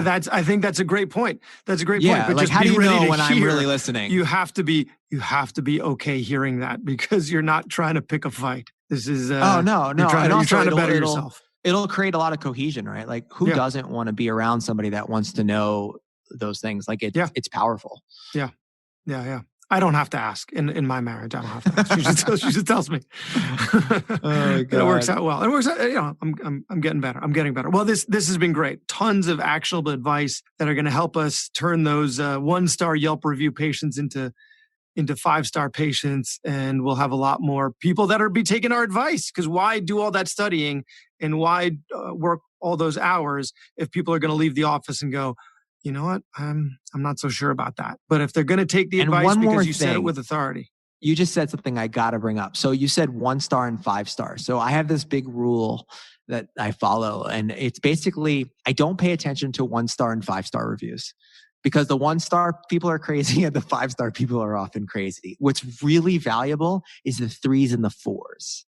The 3s and the 4s will tell you a lot because a lot of them, you'll read it the interaction was great, but boom, boom, boom, but boom, the front boom, desk boom, staff, boom. that's a lot of times where those, but those, oh God, those 4-star reviews, I'm couldn't you have just, come on, couldn't you have just given me the 5? We were so close. Really? I feel like that's more of a dig than the one, to your point, right? Because the 1-star, a lot of times it's stream of consciousness. The grammar is not great. Clearly this person was on a tirade and just slammed the keyboard. But and that whole review system is flawed. That's a whole doctor episode. That's a whole flawed. podcast series for itself. But you make a good point. You got to look at the 2s, 3s, and 4s. So those are very helpful. Yeah. All right. Well, I really appreciate you taking the time to do this. It's a hugely important episode, especially now that we're all behind a mask. And this was great. So thank you very much. Cool, man. Thanks for having me. Next up, we're combining 2 episodes that together form one of the most impactful discussions we've had on this show. On episodes 206 and 207, we had the pleasure of speaking with Dr. B.J. Fogg, a renowned behavioral scientist and author of Tiny Habits. Dr. Fogg's approach to creating lasting change through small, manageable steps is not just revolutionary in its practical, it's deeply resonant. Brass tacks advice we can start giving our patients to help them take their medications and live better lives. B.J. Fogg, PhD, founded the Behavior Design Lab at Stanford University. In addition to his research, Dr. Fogg teaches industry innovators how human behavior really works. He created the Tiny Habits Academy to help people around the world, and interestingly, the Tiny Habits Academy long preceded the Tiny Habits book. He lives in Northern California and Maui. His first book, Persuasive Technology, Using Computers to Change What We Think and Do, foretold how computers could be used to influence our behavior, and even testified to the FTC about how this could be used to the detriment of the public. Clearly, his warnings weren't heard, and this was over 15 years ago. His research then turned to how humans can change our own behaviors, and in December, published the book Tiny Habits, The Small Changes That Change Everything. His behavior research reminds me of the history of vitamin C. So the treatment of scurvy with citrus was discovered by a British barber surgeon around 1600. But citrus fruits didn't become standard on British vessels until about 200 years later. So you can make a discovery that should change the world, but a lot of the work comes in disseminating that information, and Dr. Fogg discovered the keys to changing behavior through changing habits. So for those of you on medical school faculty, this should be a class in medical school. This should actually be taught in high school or even before that. But until then, as physicians, this information is critical, not just for lifestyle changes that can help patients eat better, move more, and smoke less, but even applies to checking their blood pressure and taking their medication. His book kind of reminds me of Dale Carnegie's How to Win Friends and Influence People. After you hear it, you realize it makes so much sense, and you wonder why you weren't doing it already. The reason is because popular wisdom with regards to habits is wrong. Guilt and shame are destructive. There isn't some magic number to starting habits. People don't start habits by feeling badly. They start habits by feeling successful. And we're more likely to be successful by starting a habit that is small or tiny, that we actually want to do. And the third key is a prompt that reminds us that it's time to do the behavior. This is part 1. Part 2 will be out next week, so stay tuned. He was kind enough to already offer another interview, so if you have any questions, please email me at brad@Physician's Guide to Doctoring. He can be found at bjfogg, that's with 2gs.com, and tinyhabits.com. So you're a surfer, so hopefully you'll get the reference here. There's this movie that my wife and I love, Forgetting Sarah Marshall, and there's a scene where Paul Rudd's a surf instructor, and Jason Segel is kind of down on his luck, and so Paul Rudd is teaching him to surf. And every time he pops up, Paul Rudd says, "Do less." Pops up, do less. Pops up, do less, until Jason Segel is just lying on his belly, and then he says, "Well, now you're not doing anything." So, and I feel like that's an analogy between that and how people might interpret tiny habits. So why is that not the case? Why is it different than doing, lying on the surfboard versus just getting up and riding that wave? Yeah, I love that reference. It's really two things coming together at the same time. Number one, it's not just doing small things, it's doing the right small things. In other words, elegance. The way I think about it, what's the smallest thing with the biggest impact? And yes, when you're surfing, you don't want a lot of extraneous movements going on. You just do the right small things. And in fact, here in Maui, that's kind of, yes, you can catch the waves, but part of it is to be so graceful and so minimal while you're riding the board doing cool things. So it's like the right small things. That's one factor when it comes to habits, and the tiny habits method that I'm sure we'll get into is how do you find that. The other thing in the tiny habits method in my research is just acknowledging and recognizing that motivation fluctuates over time. And Brad, what's so strange about the research on motivation historically? I mean, there's been social scientists studying human behavior systematically for, let's say, 100 years, maybe 80 years. There has not been a rich tradition of looking at how motivation fluctuates over time. That's a relatively new construct in the literature, and I would peg it about 2007, where the first studies emerged, and it was in language learning, like, students' motivation in the classroom goes up and down during the period of the classroom. So it's sort of like, so without having a solid history, a tradition of understanding that motivation goes up and down, that's a huge blind spot. And so in Tiny Habits, and in my work, that's fully acknowledged. It's like, even though the moment your patient's meeting with you as a doctor, that patient's super motivated and she or he will think they can do anything. But guess what? A few days later, it's going to drop, even maybe after they walk out the office. So the only thing you can do when your motivation is low is things that are really easy. You can't do the big things anymore. So Tiny Habits is hacking or tapping into that reality, is that your motivation won't always be high. And the way that you be consistent with a habit is you make it super, super easy to do. So that it doesn't get derailed by your fluctuations in motivation. So number one, elegance, the right small things. Number two, just face reality of being human, is your motivation is going to fluctuate. This wasn't I didn't exactly include this in the questions that I sent to you, but I think that ties in well to like even taking antibiotics, right? Patients frequently do not finish their course of the antibiotics. Well, they start off taking them because they're super motivated because they feel like crap, right? You've got a urinary tract infection, you've got a sinus infection, you are uncomfortable, so you're super motivated. But by the end, you're kind of feeling better, so you might forget. And so that, I think we can go into the Fogg behavior model, because that applies. Well, that applies to everything, but in this situation, there are so many exciting things to talk about right within that question. Wow, where should we start? Guide me. There's just so many. So, well, what's the Fogg behavior model? Let's talk about that. Okay. It looks like an equation, not exactly an equation. So it turns out, I wouldn't have believed this even 20 years ago.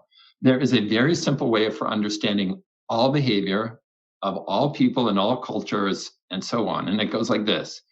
A behavior happens when three things come together at the same time. And I write it out as behavior equals. It's not really an equation, it's a model. So behavior happens when motivation to do the behavior and ability to do the behavior comes together with a prompt. A prompt is a reminder or a cue. When those three things come together, the behavior happens. If any one of those things is missing, the behavior doesn't happen. So if M, A, or P is 0, yes, it's not a model, but you can think of it this way. If M, A, or P is 0, then the behavior is 0. So that's the way to understand behavior. Really is that simple. And it maps to all types of behavior, all ages, and so on. Now, in the world of behavior, you have one-time behaviors, like make an appointment with your doctor or get trained. You've got like antibiotics, a fixed term behavior. I call that a span behavior. And then you have ongoing behaviors like, oh, you're going to take this medication forever.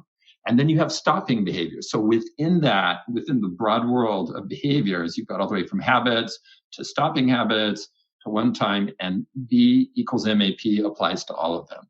So I think with that antibiotic example at the beginning, M is very high because you're motivated. A, ability, you're swallowing a pill. Like, fine, for some people, they have difficulty swallowing a pill, but that's always going to be easy.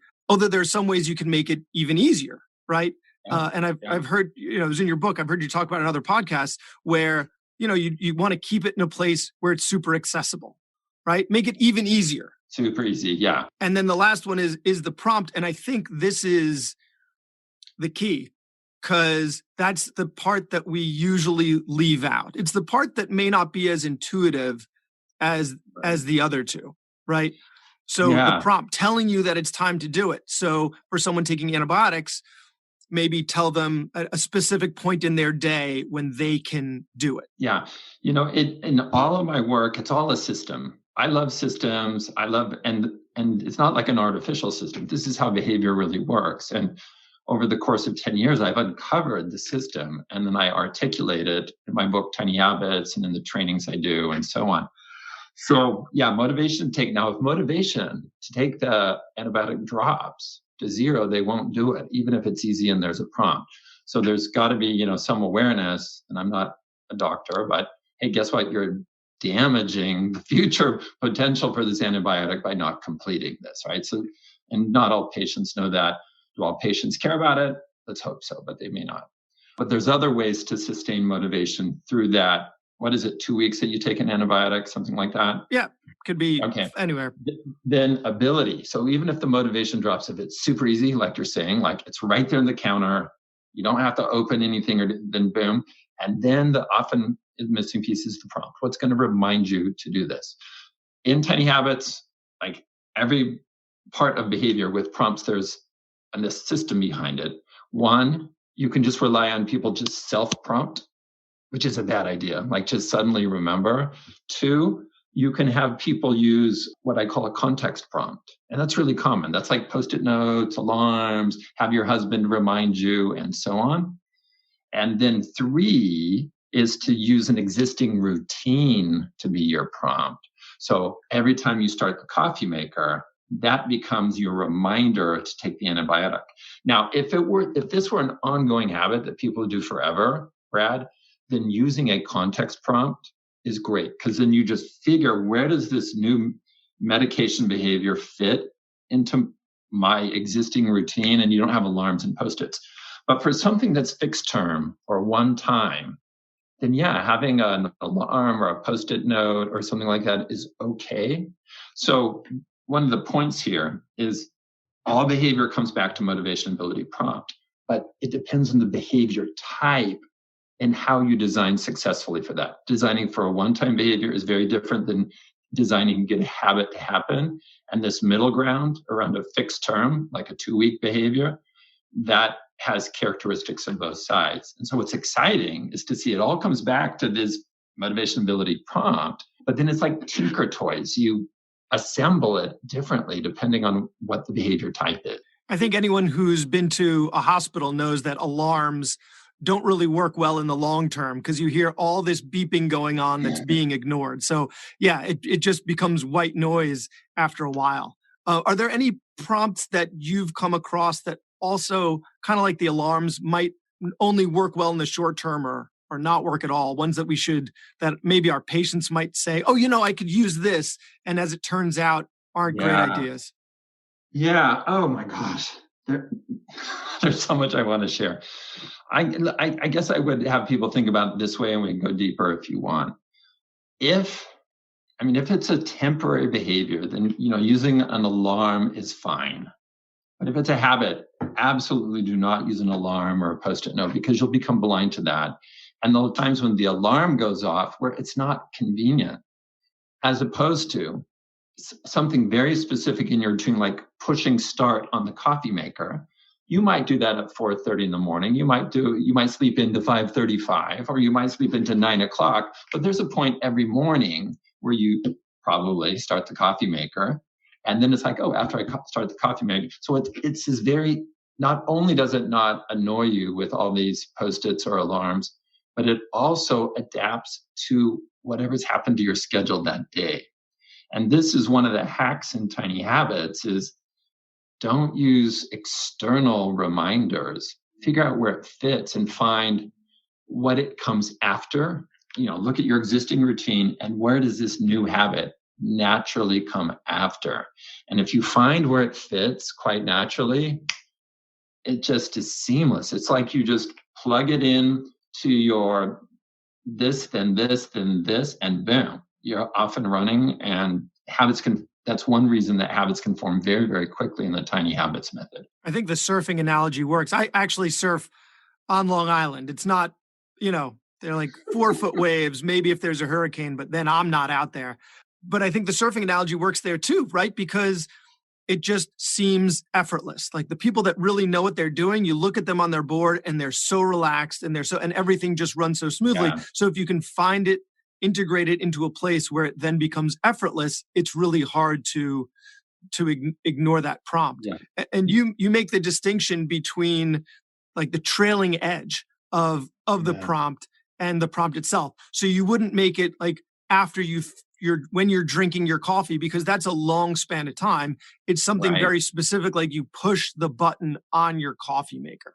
So it has to be, or it works better when it's a specific prompt. When it's very specific. Yeah. So in the Tiny Habits, there's a format that we call a recipe, Tiny Habits recipe format. So it's after I start the coffee maker, I will take my medication.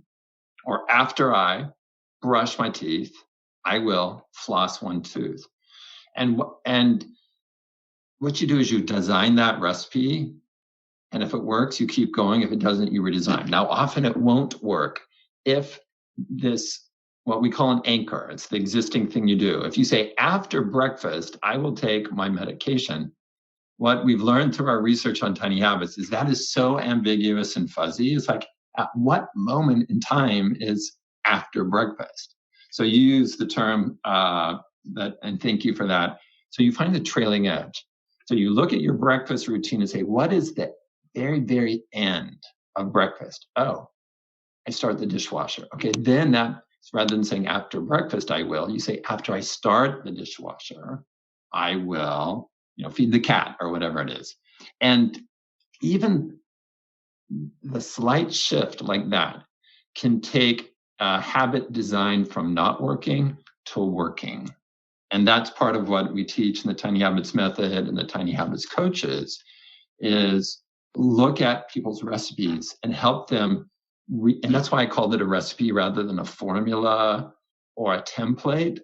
I decided to call it Tiny Habits recipe to give people, hopefully, permission that you revise it. You revise it to work better for you, just like you would a recipe.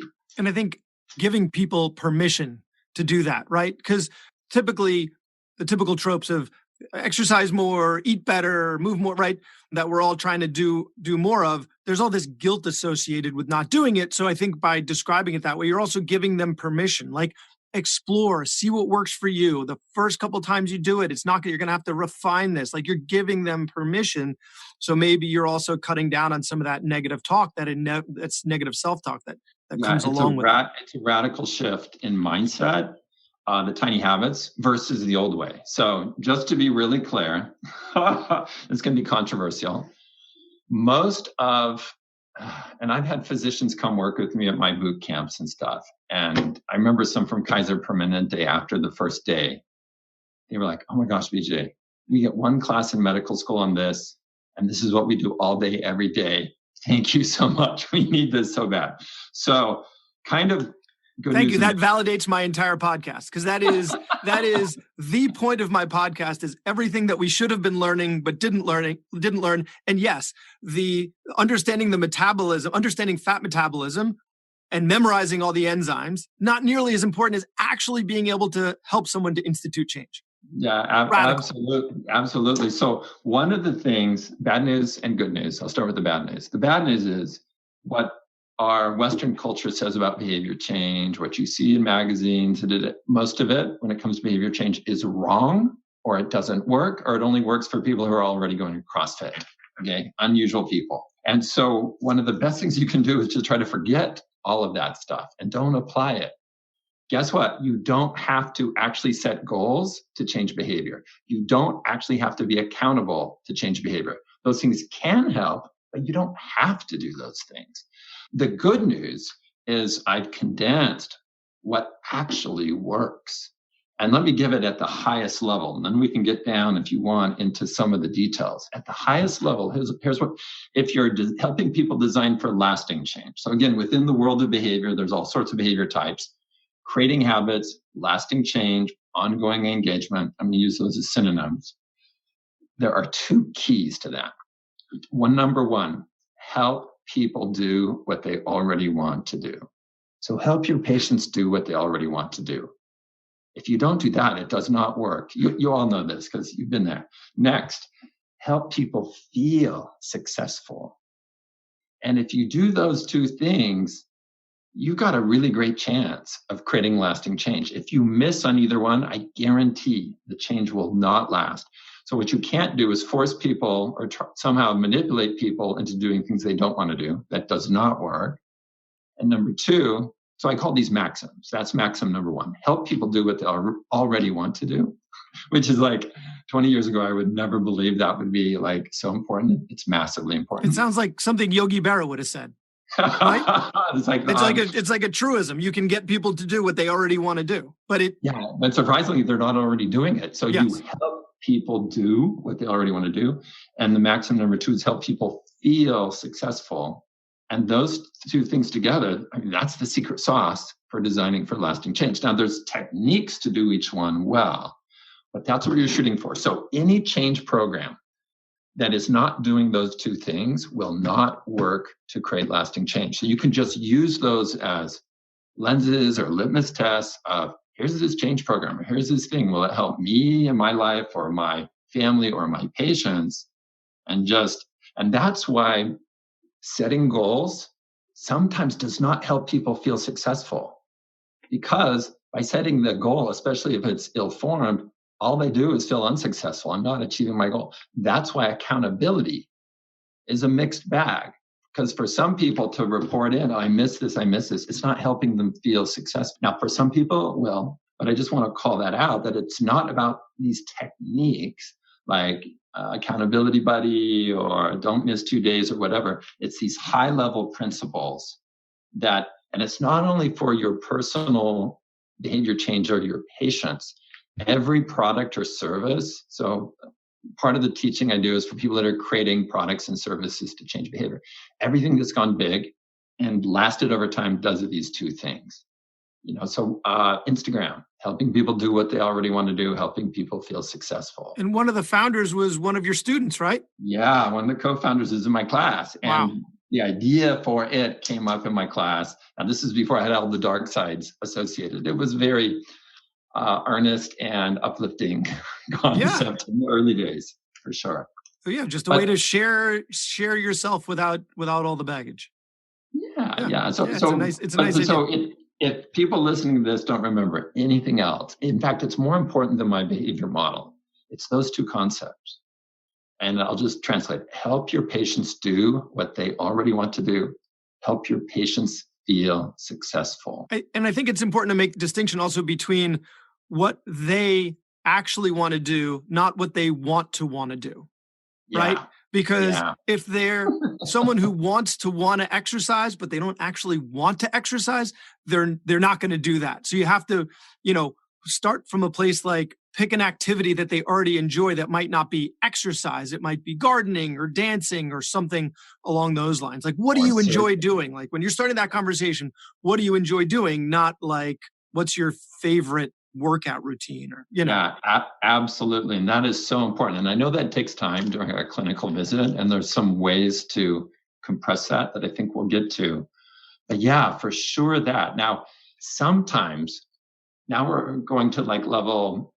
So my work is modular, and there's ways that I think about it in modules. So I'm popping up to the 300 level. Sometimes there's a behavior they must do, like take a medication that they don't love taking the medication. So you need to align it with an aspiration that is very, very meaningful to them. Like by taking this medication, you will be here to see your granddaughter get married and walk down the aisle. But ideally, to your point, Brad, is find an exercise they already love.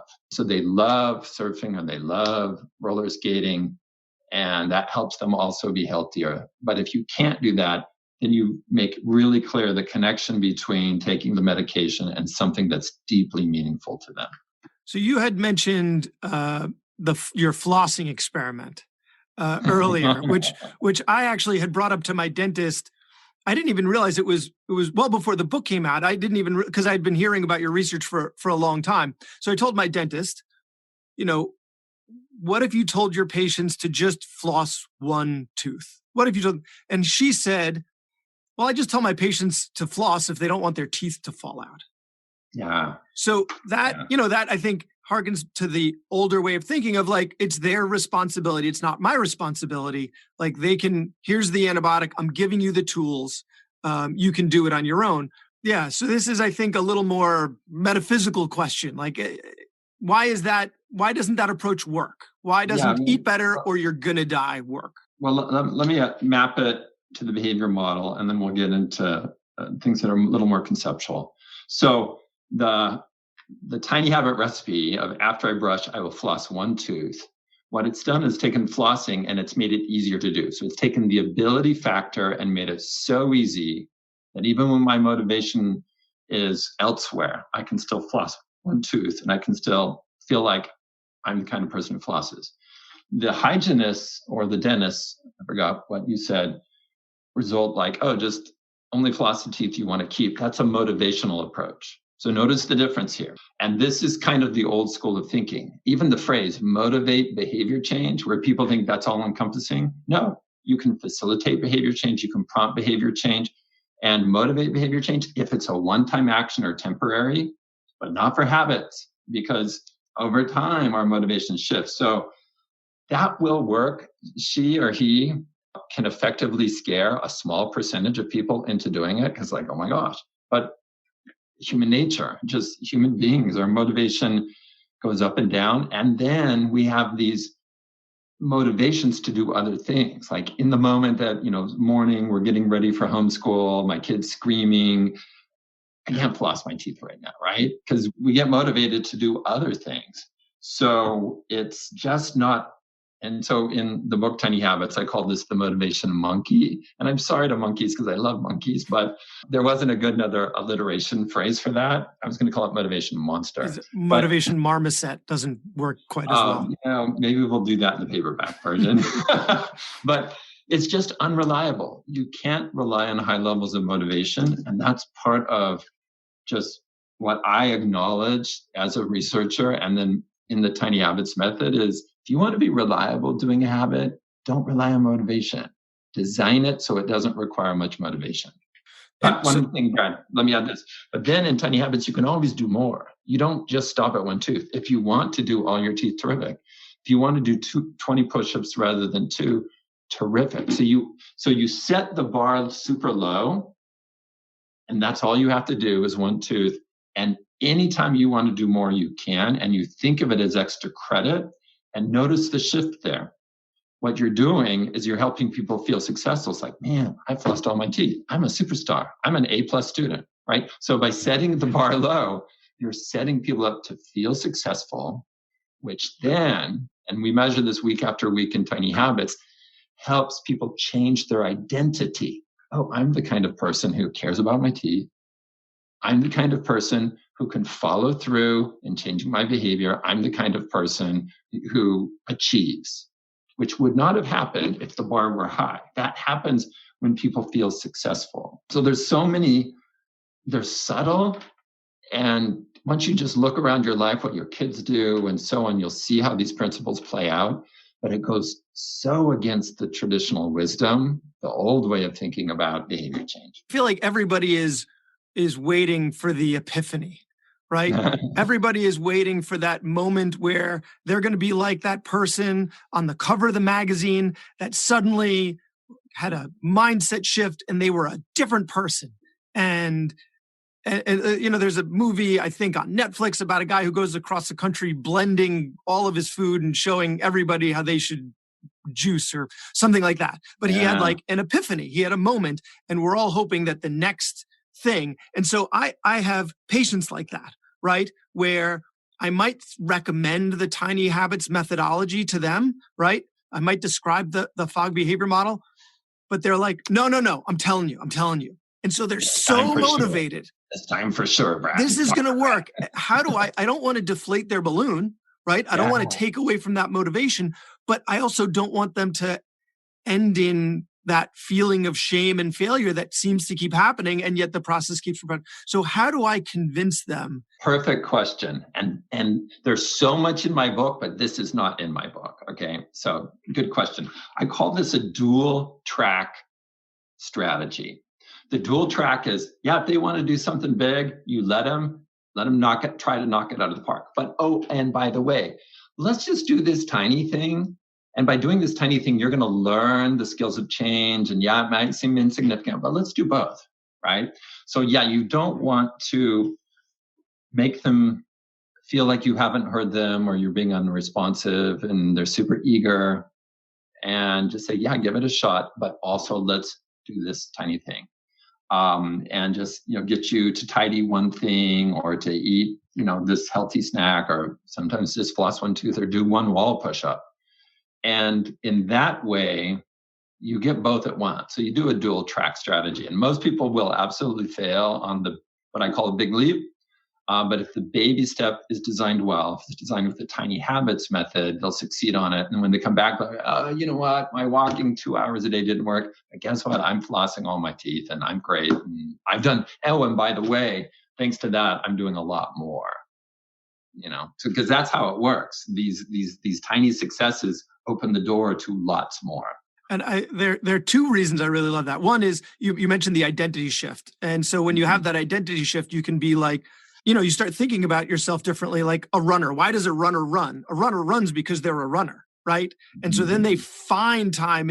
Running doesn't need to be a habit because they look for opportunities to do it. So once that identity shift happens, I feel like everything else becomes so much more smooth, right? Yes. And from the beginning, the Tiny Habits method, when I launched it, I was playing around with my own behavior for a year in about 2010. And then I was like, this is so easy and so effective, crazy. I'm going to start sharing it, which I did in 2011. And as I was in this 5-day program, and it was free, and it's still out there, and it's still free, and it's better than it was, because we have a weekly meeting on it. We always try to make it better. But from the beginning, the program really was about increasing people's confidence that they could change their self-efficacy. But I don't talk about it in those terms. It's like confidence. And so the first evaluation question, so people do it Monday through Friday, and then they evaluate how things went over the weekend. The first one is about how confident do you feel, about change. And that's what I looked at and optimized the program for. In other words, I didn't care and still don't care. Like the first time they try Tiny Habits, I don't care what habit they pick. It's just like, if I'm teaching you to play the piano, I don't care what your first song is. It might be Mary Had That Little Lamb, because you're going to step up and do bigger and better things. The first thing you do is just a training ground. You're just learning the basics. So pick whatever you want. But what I do think is very, very important in the program, and it's optimized for, is to change people's perception away from, oh, I can't change, to, oh my gosh, I can change. I can follow through. I can create habits. And that is a general quality they can apply. And we see in our research, they apply it to all sorts of, that's where you change people. Whether people floss or not is a minor thing. But when people start thinking, I'm the kind of person who can change, I'm the kind of person who can follow through, that then opens the door to transformation. I have to put out an apology to all the dentists that might be in the audience. Flossing, he didn't mean that. Flossing is important, guys. Flossing is No, it is. important. Okay, like I am the best friend dentist. I am like, because if you can learn to floss using the Tiny Habits method, you can apply that to everything else. So in the book, I talk about flossing. It's a common example. It's a really good thing, because there's some motivation there, but it fluctuates. Ability, you can make it easier. And then there's a very clear, natural context prompt, which is brushing. Flossing is like the poster child of Tiny Habits. And if you floss, you're probably also the type of person who makes their bed. And you're probably also the type of person that has a clean desk and has an organized schedule. And I feel like, like you said, you start thinking about yourself differently. It seems like almost a back end way of altering negative self-talk, which we see a lot of, right? A lot of people have they have these negative things. I think the saying is, if you talk to your friends the way you talked about yourself, the way you talk to yourself, you wouldn't have any friends. And so you're then, by making them, increasing their confidence in their ability to change, the self-talk has to follow. Yeah. And Brad, that in sharing the method for the first, I would say 2,000 people. So now I stopped counting at 40,000 people after about 8 years. So in the first year, 2,000 people, there was a woman who wrote me back midweek. She was 3 days into the program, it was Wednesday, said, oh my gosh, BJ, you've changed my life. I now see I'm the kind of person that had endured a lifetime of self-trash talk. And thanks to you, and thanks to how Tiny Habits positions things, I've recognized that. And now I'm saying good for me rather than self-trash talk. And that shift is so important. And we don't leave it to chance in Tiny Habits. That's very deliberate. I didn't know that going in when I was first teaching it. Her name actually was Linda, but in the book, we changed it to Rhonda because Linda is my sister, a different Linda. So in the book, it would have been confusing, yes. Confusing. So in the book, she's called Rhonda. And that was a huge moment. I can remember, I'm getting chills talking about this because I can remember exactly. So I was, I coached through email. So I'd coach 200 to 300 people per week through email, very labor intensive. And I remember exactly where I was sitting and looking at it and just going, and recognizing that just it would just dawn on me, this is where people are at. This is not the kind of people that are around me at Stanford and Silicon Valley. And it's not really how I grew up. This is a normal person. I am not normal. The people at Stanford are not normal. And then from then on, I read and interacted with people understanding this is where they're at. They're beating themselves up. They're feeling just so inadequate. And that's why throughout the book, I say, well, at the very beginning, I say, if you've tried to change and failed, it's not your fault. You just weren't given the right system. And throughout the book, it's like you change best by feeling good, not by feeling bad. So feelings of guilt and shame are not helpful. They're not part of, you can set those aside. So you embrace and you help yourself feel good about even the tiniest of successes. And then when things don't go as you'd intended, you just let it go. You just don't ruminate on that. And that shift, and then people actively learn how to give themselves positive feedback rather than the self-trash talk.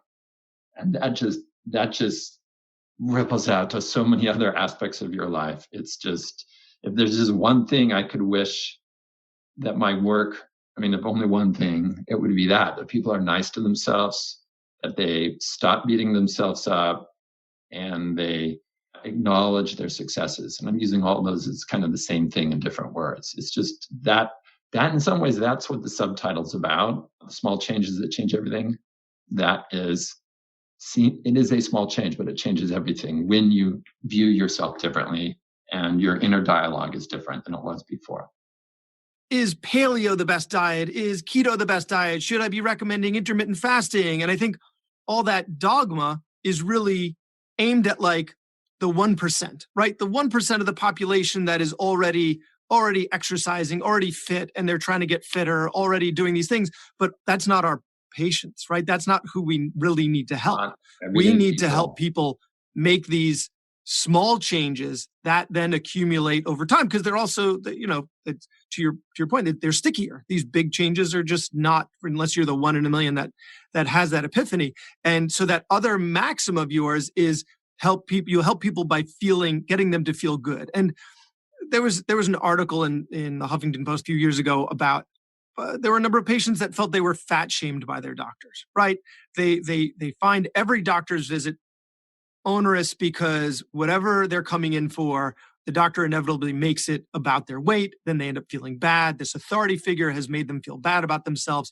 So your maxim is help people to feel good. Feel successful. Feel successful. Yeah, that's very carefully worded. Well, let me say something kind of controversial. Are you okay with that? Yes, please. Bam. Okay. So these programs that you talk about, and then we'll get to fat shaming here in a minute.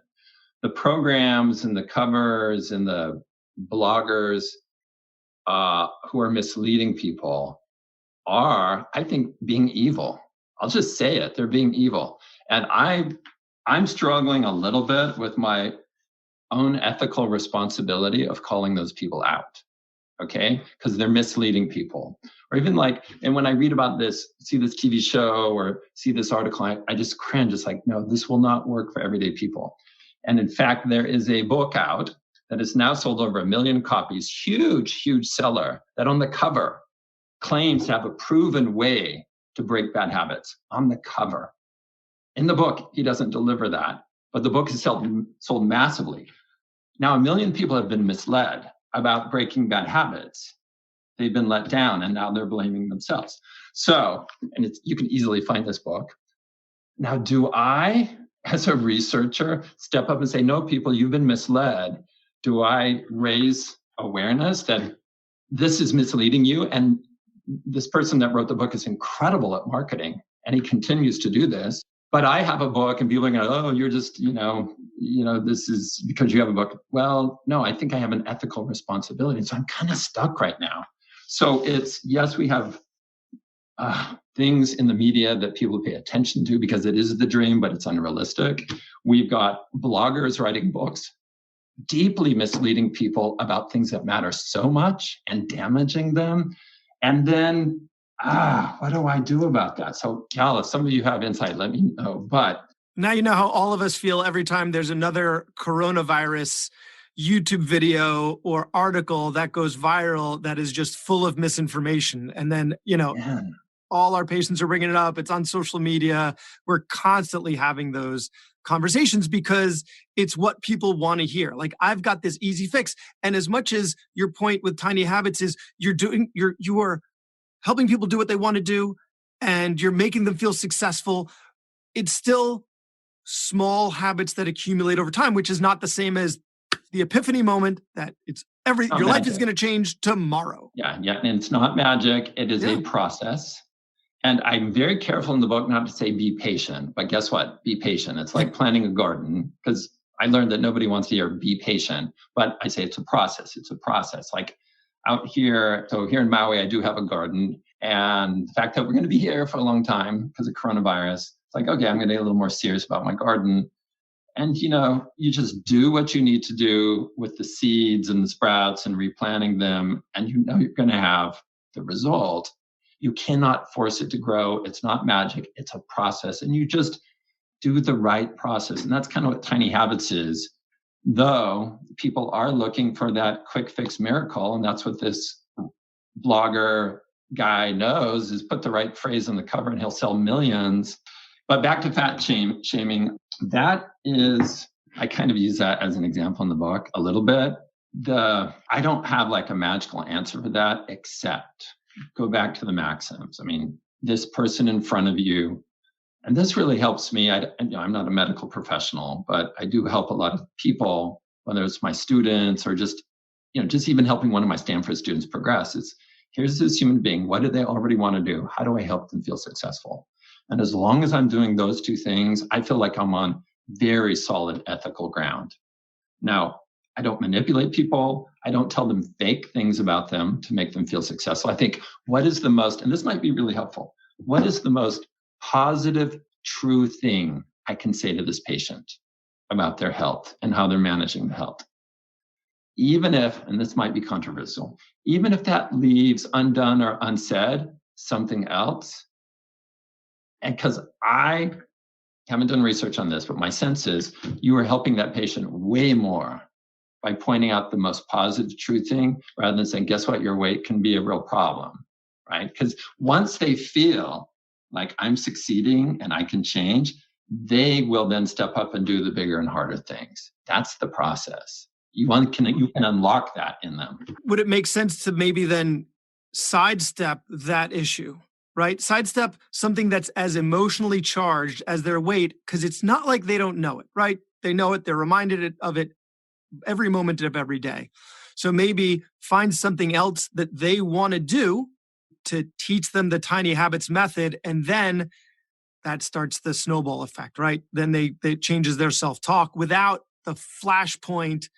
Oh, it's about my weight again. And then you're alienating them, right? They're not necessarily going to trust you as much as they otherwise would, because you've brought up this thing again and you're just one of them. Yeah. And this is, so I don't work with obese or morbidly obese, but I have coaches I've trained in Tiny Habits. So we have about 200 coaches who we've trained thoroughly, and some of them do work on weight issues, and they affirm that's the approach. Like, even when somebody comes to them and says, I want to lose weight, it's like, great, we're going to first work on, what do you want? Creativity or tidiness or relationships? We're going to start somewhere else. And then they learn the skills of change. They learn the Tiny Habits method. And then when they are more prepared, having these skills, then they step up. It's just like, oh, we're going to play all these little simple songs on the piano. Once you've mastered more skills, then we're going to step up to Stairway to Heaven or a concerto or something like that. And so that ends up, my coaches tell me who work in this, exactly the right approach. And it's surprising to their clients at first. It's like, wait, what about my diet? What about my exercise? Like, no, don't worry about that, right? We're just going to help you in some other areas. Pick the area of your life that you want to optimize. Is it tidiness? Is it relationships? And so on. And it's absolutely true that change leads to change. If you help people start changing in one area, they then are much more capable of changing in these other areas that are more emotionally distressing. And they've struggled with it for so long. And the thing about a physician or any provider or anybody in a position of authority and expertise. So toward the end of the book, and I didn't want to put this in, Brad, because it's so powerful, but then my editors read it in some of my notes and like, you're putting it in. And I'm like, oh my gosh, this can be totally this could be bad because people like, so there's this thing. The most powerful feedback you can give somebody has two characteristics. It's on a topic they care about, and it's in an area where they're uncertain. So let's say a new mom is with you in clinic. She's cares about being a good mom, and she's uncertain. So that overlap. And so in the book, I draw these two circles. That overlapping area, any feedback you give that mom is going to be super powerful. So if you say like, wow, you're doing a great job as a mom, she's going to go home and brag about that. If you say, man, you just really, there's a mom class, a mothering class we want you to take, she's going to be crushed. So that's that. And so I call that the power zone, that overlap. Now there's one circle I didn't include, and that is the source of the message. So it's really three circles, like Venn diagram. The source. If the source is trusted, then it's even more powerful. And physicians are that. So I hate to make your clinical visits even, it shouldn't be more stressful. I'll put it this way. You have more opportunity. The feedback, the positive, true feedback you give your patients may be, certainly it'll be the best thing they hear all day. It may be the best thing they hear all month or all year. They'll remember it. So your physicians and other people in authority and other people that are highly trusted have this opportunity to help people feel good about themselves. And that's a great opportunity to do. So, what's the most positive, true thing you could say, and say it? There's something also that can make people feel good that you discuss in your book. And I can't believe I haven't brought it up yet, but working at Stanford, you have access to, right, some of the top minds in the country. So you took advantage of that and invented a word, right?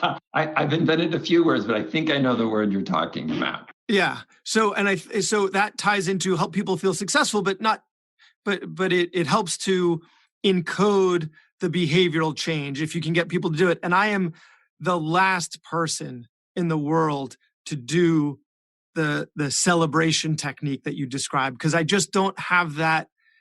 I dial my enthusiasm up for the podcast, but I'm more of like a wallflower. I'm not a celebration type person. Man, I'm not a fist pumping type person. Here. I think I can help you. Okay, so let's start with the word and remind me how exactly I'm going to help you. I think I have the answer.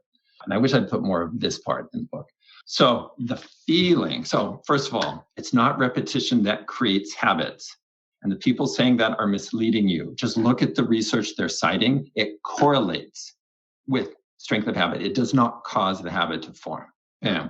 And this big million-selling book gets it wrong, and lots of people get it wrong. But just go look at the research. Even reading the abstract shows you it was a correlational study, not causation. And it's always a different number. It's 12, it's 28, it's 99, it's 10,000. It's always a different number. So yes. That's one of the big, and it really changes how people look at habit formation process if they believe it's repetition. But I won't go down that thread. Instead, I want to go down this one about the thing that does wire in habits is the emotion you feel when you do the behavior or immediately after. In other words, it's reinforcement. And you know this with your dogs, with your kids, with using a new product that you love, like you use a new app and, oh my gosh, it makes you feel awesome. Guess what? It's much more likely you're going to use that.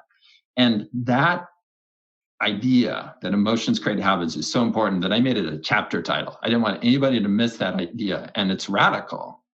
But again, it's sort of like this, hidden in plain sight. Once you see it, it becomes obvious. But it turns out that, the academic world of emotions right now is a mess. They can't even define emotion. So I won't go down that rat hole. But there's various emotions that can help wire in habits: pleasure, relief, humor. But the one that you can hack in yourself is the feeling of success. There's in Tiny Habits, we call it celebration. There's ways you can say, I did a good job.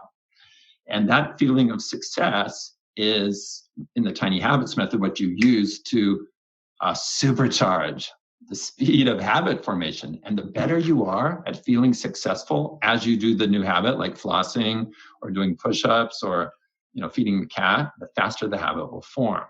Now, I stumbled across the technique in my own life. I didn't read all the literature and say, oh, therefore, here's what we do. It was a happy accident. And then it was years later, I was like, okay, I know this works. I know it works for other people, this technique, but I don't know why it works. I have a sense. So I dug into the literature, and this is the only part of the book that isn't based on my own research, because I'm not an emotions expert, but I'm one building away at Stanford from the world's expert in this. So I gave him a call and said, here's what we're doing, and here's what's working, what's going on. And he's like, straightforward, it's reinforcement. You are upregulating a positive emotion, and through that, you are reinforcing behavior. And I was like, yeah, that's what I thought.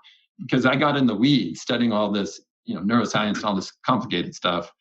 And that emotion, that feeling of success, I kept reading, and I called other emotions experts, does not have a name. So we're getting to your question, Brad. It has no name. It had never been named.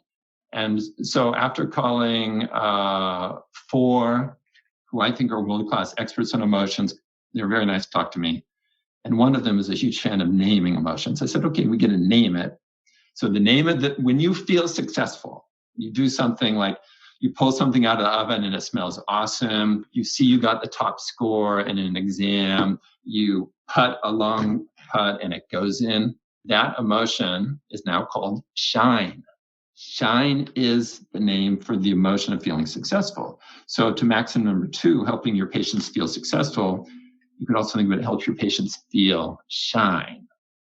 And I love the fact, I was surprised there wasn't a name for it, but I love the fact that now there is a name for it. And we can talk about design for shine, and that shine is the thing that if people don't feel shine when they do new behavior, it does not become habit. It does not. But if they feel it intensely, it will become habit very, very quickly. And that's also for bad habits as well as good habits. It goes both ways. So what are some examples of celebrations that can help you feel shine for like a curmudgeon like me who's not gonna want to do a little dance or a fist pump or he's gonna feel ridiculous doing it? I love this. I love this question. So in Tiny Habits, I talk about this. There's exercises for it, and there's 100 different ways to do it. But the curmudgeonly approach is to think about a purpose that's very, very important to you and align the behavior you're doing with achieving that purpose. And let me give an example. For me, it's very, very important that I teach my work about how behavior change happens. I mean, that's what my life is about, not just my career, my life. And so if I can't pour a glass of water, as a habit of drinking more water and go, good for me, or do a little dance or give myself a high five, if that feels hokey, then think, by pouring this glass of water, I'm going to have more energy and more optimism, and I'm going to be a better teacher today at my lab meeting. So you align it. So notice that's still helping you feel successful. You're not doing it in some showy way. You're just connecting that behavior with succeeding. And I'm getting chills again because it's so important. With succeeding in something that really deeply matters to you. So it's that connection of here's this behavior and here's my higher purpose, and actively think of that. Actively think of that as you do the thing you want to become a habit. So it doesn't necessarily need to be a bodily movement, although that is a simpler thing for us to recommend to our patients. But think about the goal that they're working towards, or the effect that it's going to have, and that positive feeling of working towards that effect, or that outcome. Yes, and I'd phrase it or think about it as more than a goal. It's like, what is my life about, and how does this new behavior that I want help me achieve that? So now, one of my colleagues, Vic Strecker, who's at University of Michigan, this is his thing, his purpose. And it was 2 years ago, he was sitting on my lanai right here in Maui, and he's talking about his research and the brain imaging studies. And I was like, crap, Vic, this sounds like celebration. And so that's what tuned me into, here's a different way of celebrating, and it's a little more rational, and it doesn't require cheerleading or, singing a song.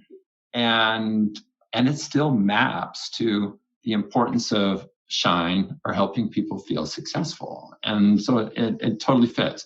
Now, what's coming up soon, I'm hoping we launch within 2 months, is a study that looks at these different kinds of celebrations and compares I don't even have the wording yet for it, but the connection to purpose compared to other types of celebration and seeing how, and this would be a true experiment. That's what I do, is true experiments to see the effects of that versus no celebration at all. So simplest study would be 3 conditions: no celebration. Other one, they pick a celebration. So the way to pick a typical celebration is, wad up a piece of paper. I'll just say it this way. If you're watching a football game and your team wins at the last second, what do you do at that moment? That's a natural celebration. That versus the connecting with purpose. So it would be no celebration, your natural celebration, and then the vivid connection with purpose, and do a 3-condition study and see what happens. Which one's most effective? Interesting. Yeah. I love that you tied in your methodology, especially since we're a physician audience. So we love to hear like how the experiments get set up so that you end up with these findings. I would love to talk more about your research, like the studies themselves. So I think will. And here's another study that I think is even easier, so we might do it faster.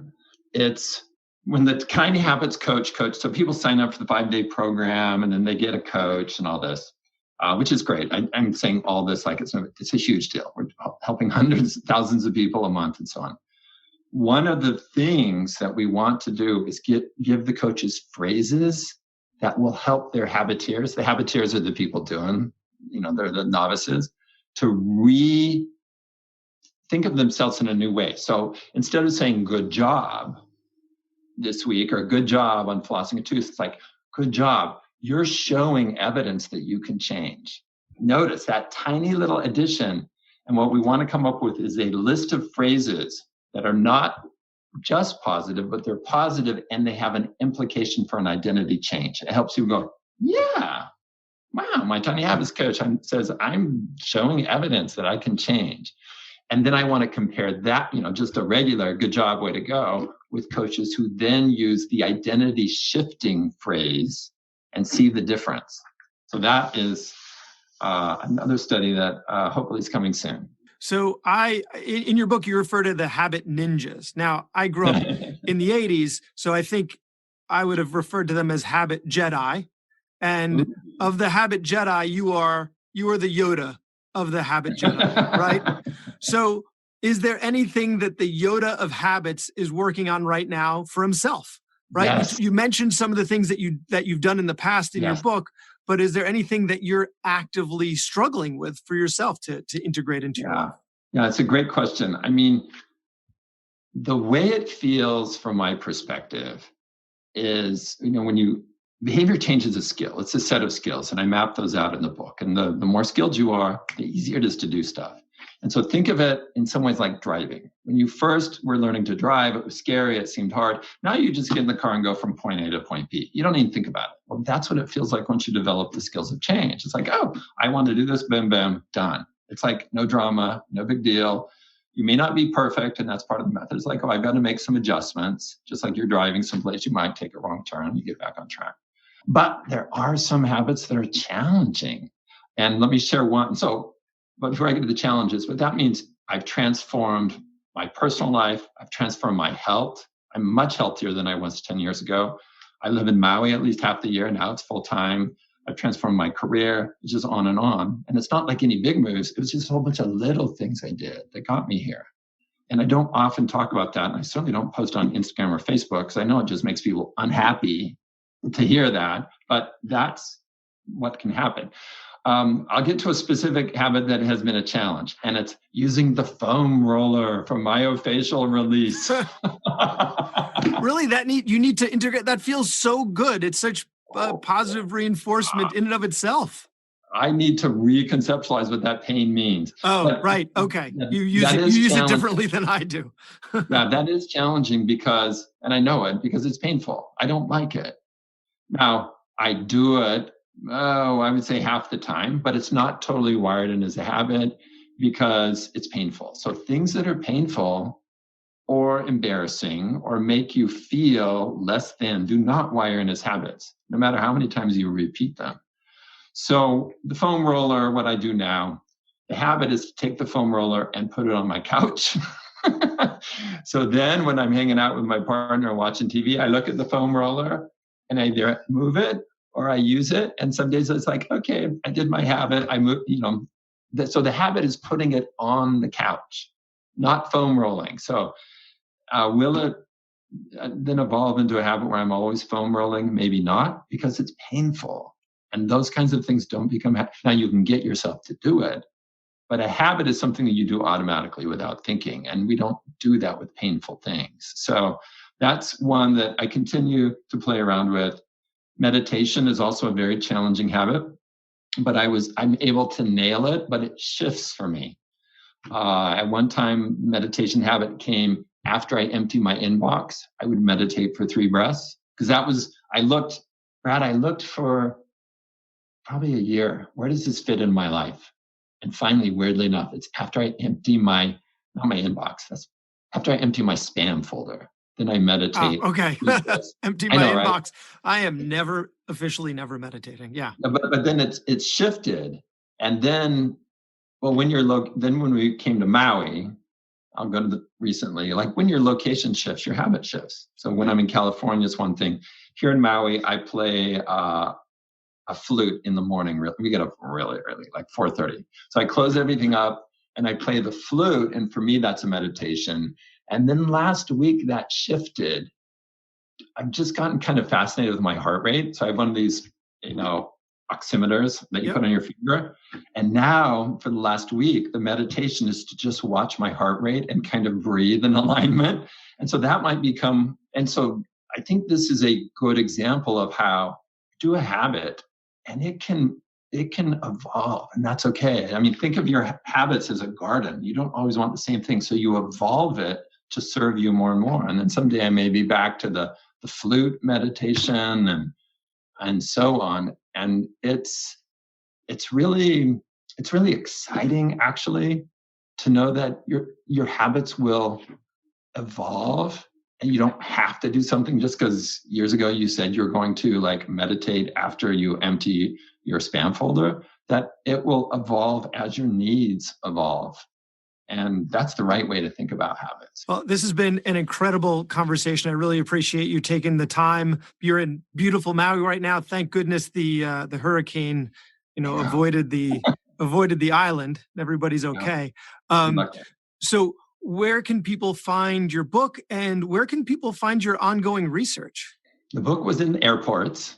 You're probably not going to airports. It was also in Costco. Yeah. But, just you'll buy it at your usual places. If you can buy it at a local bookstore, that's great. Yeah. The audio book has a special preface where I talk about my voice disability. So I have a special preface there, and some people really like the audio book. Yeah, that's what I did. I heard it reminded me of Brene Brown, right? Vulnerability. You started with just this thing that really human, right? Because you're now this Yoda of habits, where the stars have aligned, but you show how it all started with struggle. The struggle I had as a teenager. In fact, Brad, when I wrote that, so I recorded, I did the narration, and I wrote this the last day in the studio here, and I went and read it to my partner, and I was like, I'm going to read this to you. And I just started crying, and I cried 3 different times. I just broke down, and I was like, and it was like, okay, now I can show up at the studio and read this, and maybe I won't cry throughout it. But yeah, sharing, that was a big risk for me, but I think it has helped a lot of people see Absolutely. That despite how much you feel like your body is against you, or the chips are stacked against you, or that you are stuck, there are ways to get unstuck. And it doesn't really make sense in the print version because I'm talking about my voice. But yeah, people can get the book, tinyhabits.com, to do the free 5-day program, or to find out about how to get, deeply trained and certified in this. Physicians more and more are attending my boot camp, which is 16 hours of training. That's goes above and beyond the book. In fact, this morning I had 2 physicians on a call, and one of them, it was kind of sad and funny and he's from Ireland, got a great accent, where last week he emailed me and said, oh my gosh, I now see for 20 years, I've been doing exactly the wrong thing to help my patients change. And he's on a mission to just at least change what's going on in Ireland in that regard. So the boot camp might be something, bjfogg.com, and I'm on Twitter, and I'm on Instagram, but I don't do much. People follow me. I have no idea why they follow me. But the usual places, BJ Fogg's a nice, weird name. And so you can find me in lots of places. And it's Fogg. Fogg. It's a nature name. I'm so glad it's nature. So, well, thank you again. I really appreciate you. I've been following your work for a long time, and the book is incredible. And the physicians, if there's anyone listening who's involved in a medical school curriculum, you have to include this in the curriculum. This has to be taught.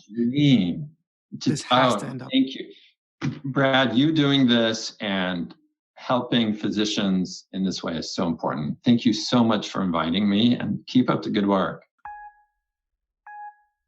And finally, we're looking back at another two-parter that tackle the sensitive yet crucial aspect of patient care. In these episodes, we had Dr. Stephanie Sogg, a clinical psychologist with deep expertise in weight management. Her guidance on when and how to discuss a patient's weight is invaluable.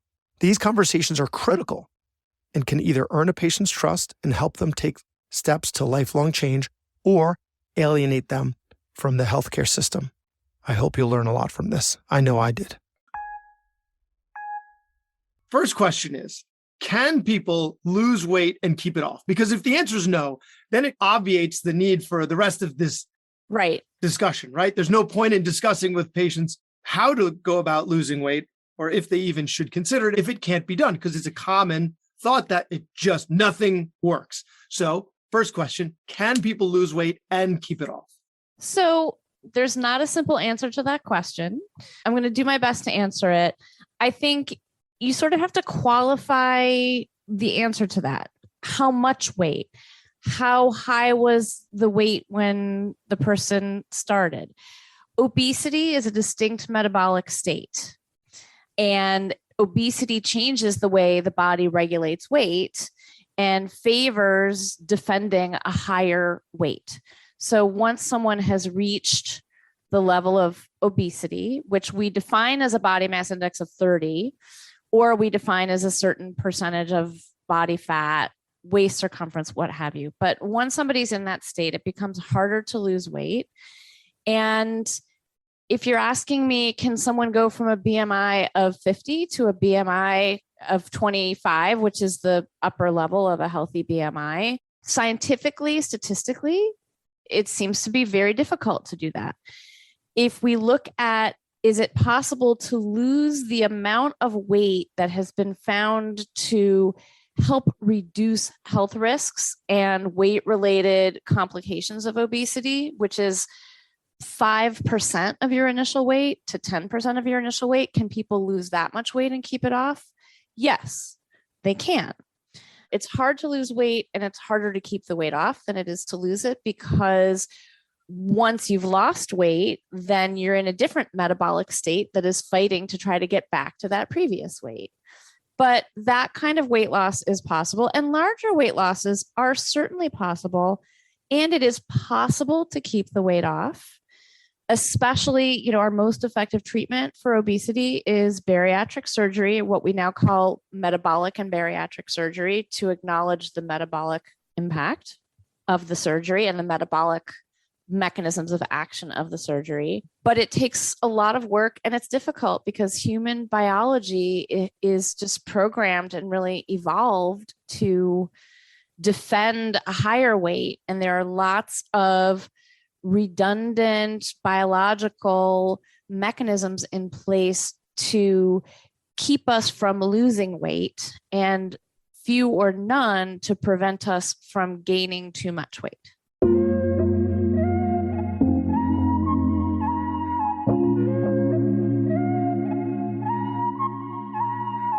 It's the end of another busy day. You just saw 20, 30 patients, maybe more. Instead of heading home for dinner with your spouse or playing with your kids, you now begin your night job, charting.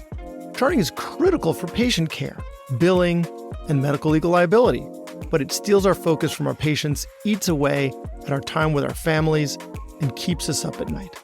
The burden of always having another chart to complete drains all of us. Freed listens, prepares your notes, and writes patient instructions for you. Charting is done before your patient walks out of the room. Wait, because it gets better. Freed learns your style over time. It's AI, just like a human scribe would, except it will never quit on you. Freed is loved by 3,000 plus clinicians from every specialty. It's HIPAA compliant, takes 30 seconds to learn, and costs only $99 a month. You can try Freed for free right now by going to freed.ai, Freed.ai. Listeners of the Physician's Guide to Doctoring can use the code PGD50 for $50 off the first month. So it's hard, but it can be done, and your expectations need to be reasonable.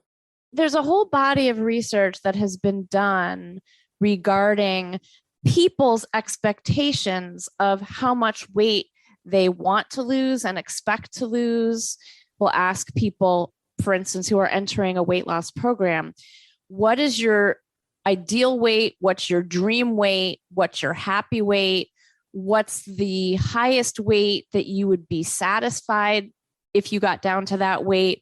What's your disappointed weight? Meaning, if you lost this amount of weight, you'd be disappointed. And all of the research, regardless of what population it's being done on, shows that people have very unrealistic expectations of weight loss, and that if you look at what they can expect to lose based on statistics and based on whatever the method of weight loss is that they're embarking upon, most of them realistically probably wouldn't even get to the dissatisfied weight, much less the happy weight or the dream weight or the ideal weight. So the research shows that universally people's expectations and goals for weight loss are unrealistic.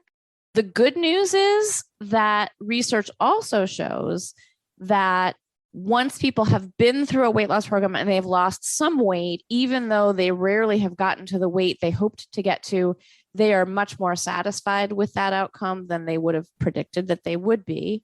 So their disappointing weight isn't disappointing. It's not as disappointing as they would have said it would have been. Although I actually find sometimes, especially with bariatric surgery, that patients move the goalposts. And when they talk to me before surgery, they say, oh, I'll be happy if I get to X weight. And then when I see them, they've gotten below X weight, but now they want to get to X minus 10. And we sort of talk about how to avoid self-torture and not keep moving the goalposts and not at all even think in terms of numeric weight goals. Something that plagues high achievers, right? This is a physician audience where we're all high achievers, where like you want to get to this goal, yet you're not satisfied once you've achieved that goal because now you've got this next goal. Like it's this balance of aspiring to be better, but also being satisfied where you are. Although one difference between that scenario and the scenario of somebody who wants to lose more weight is that there is a biological limit to how much weight they can lose. I oftentimes sort of say to patients, you don't have a goal to be 5'10" if you're 5'8". That's how tall you are. And that's biologically based. And no amount of hanging from a bar by your hands is going to make you taller. Obviously, the degree of control over weight is somewhat larger than the degree of control over height. But I really talk to patients about not having numeric weight goals. And because you don't have full control over that, and psychology research showing that when the goals that you're invested in are something that you don't have total control over, that's very discouraging and not great for your mental health. So I talk to people, look, the only piece of the equation that you can affect is what and how am I eating and how much am I moving? And especially I say this to patients after surgery, if you're worrying that you haven't lost enough weight, take a moment and review. Am I eating reasonably healthfully most of the time? Am I following the 80-20 rule, which we can talk about in a moment? And am I getting enough physical activity? And if the answer is yes, you're doing all that you can. And it's important to let the worry about the number go. Are you going to be happier if you're 198 than if you're 200 just because 200 has 2 zeros after it? In reality, no. And your body may not let you get to 198. So you have to be satisfied with the journey, with the process, not the outcome. I know I'm exercising regularly. I know I'm eating well. I am satisfied with that, even though I'm not getting the outcome that I was hoping for. Well, you can't force someone to be satisfied or say, well, you should or you have to be satisfied with it, because they may not be satisfied with it, but there isn't anything else they can be doing. Yeah. So that's the piece. You drive yourself crazy if you're doing everything you can be doing and the outcome is not exactly what you want, because by definition, there's nothing else you can really do. And then if you're not getting the outcome that you want, then you say, why am I even doing this to begin with? And then you go back to your previous habits. Exactly. I apologize that I don't recall whether we talked about this. You say exercise, I say physical activity, because the word exercise has some bad connotations for some people. No. When I'm with patients, I usually use physical activity. Right. Since our previous conversation. Oh, wonderful. I'm glad I affected one person's practice. That's excellent. But this is a conversation I have with patients all the time, because when I'm doing an initial evaluation, one of the things I'm looking at is what their physical activity habits are currently and what they've been in the past. And I will say, what are you doing for physical activity right now? And they'll say, oh, not a lot, or not as much as I should. And then I will ask, have you had times in the past when you were regularly doing some kind of physical activity? First of all, people underestimate the amount of physical activity that's needed to have an impact on weight, which for most people is a lot. But they'll say, oh, I went to the gym every day for 3 months. They'll say it didn't work, so I stopped. And I'll say, okay, when you say it didn't work, how are we defining something working? And they'll say, well, I didn't lose any weight. And that's when I say the research is very clear that for most people, physical activity is not going to result in a significant weight loss. So it makes perfect sense that if you were doing it to lose weight and you didn't lose weight, of course you stopped. It's hard work. It takes up a lot of time. That makes sense. What's really important is to take a look at what are the other benefits that physical activity gets you. And those are myriad and really beneficial and really important. So I'll ask them, when you were doing physical activity 4 days a week, how was your energy level? How were you sleeping? And I talk to people about the impact of regular physical activity on one's ability to handle stress and cope with stress and concentrate. Also, not unimportantly, if you're doing physical activity on a regular basis, even if your weight doesn't budge, your health's going to be much better, and all these other tangible benefits. So if you change your, and also I talk about the fact that physical activity may not help you lose a lot of weight, but it is absolutely crucial for preventing weight gain and especially weight regain. And I'll ask the person, when you stopped going to the gym, did your weight go up? Yes, actually, I gained a lot of weight. And I'll say, so you said it wasn't working because you didn't lose weight, but if we define working as keeping your weight from going up, it was working.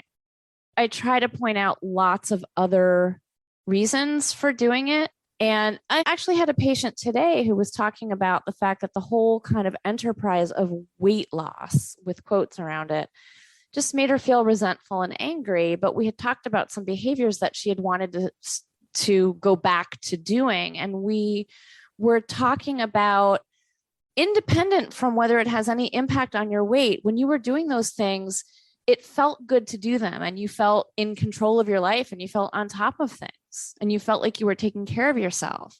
And can we let that be the motivation, not the number of pounds that come off? One of the other interviews I've done is with BJ Fogg, who is a behavioral scientist out of Stanford. And he wrote this book on tiny habits. And one of my big takeaways from that is motivation tends to wax and wane with time, usually wane. 100%. So when I've been talking to my patients about physical activity, I say, what do you like to do? What do you enjoy doing that's physical activity? And once you find a way to work it into your schedule, because there's a big barrier there, just finding time. Once you've found the time and you've managed to fit in your schedule, you're going to look forward to doing it because you enjoy it, not because it's means to an end. So it needs to be something that you enjoy, because if you don't enjoy it, eventually the motivation is going to wane and you're going to stop doing it. Even if you do enjoy it, the motivation may wane, especially if you become busy. But you don't need as much motivation if it's something that you enjoy. Absolutely. And if it's a habit, you don't need Yeah. as much motivation. The other thing, because sometimes the suggestion that there's any kind of physical activity that someone might enjoy might just seem outrageous to somebody, to one of my patients.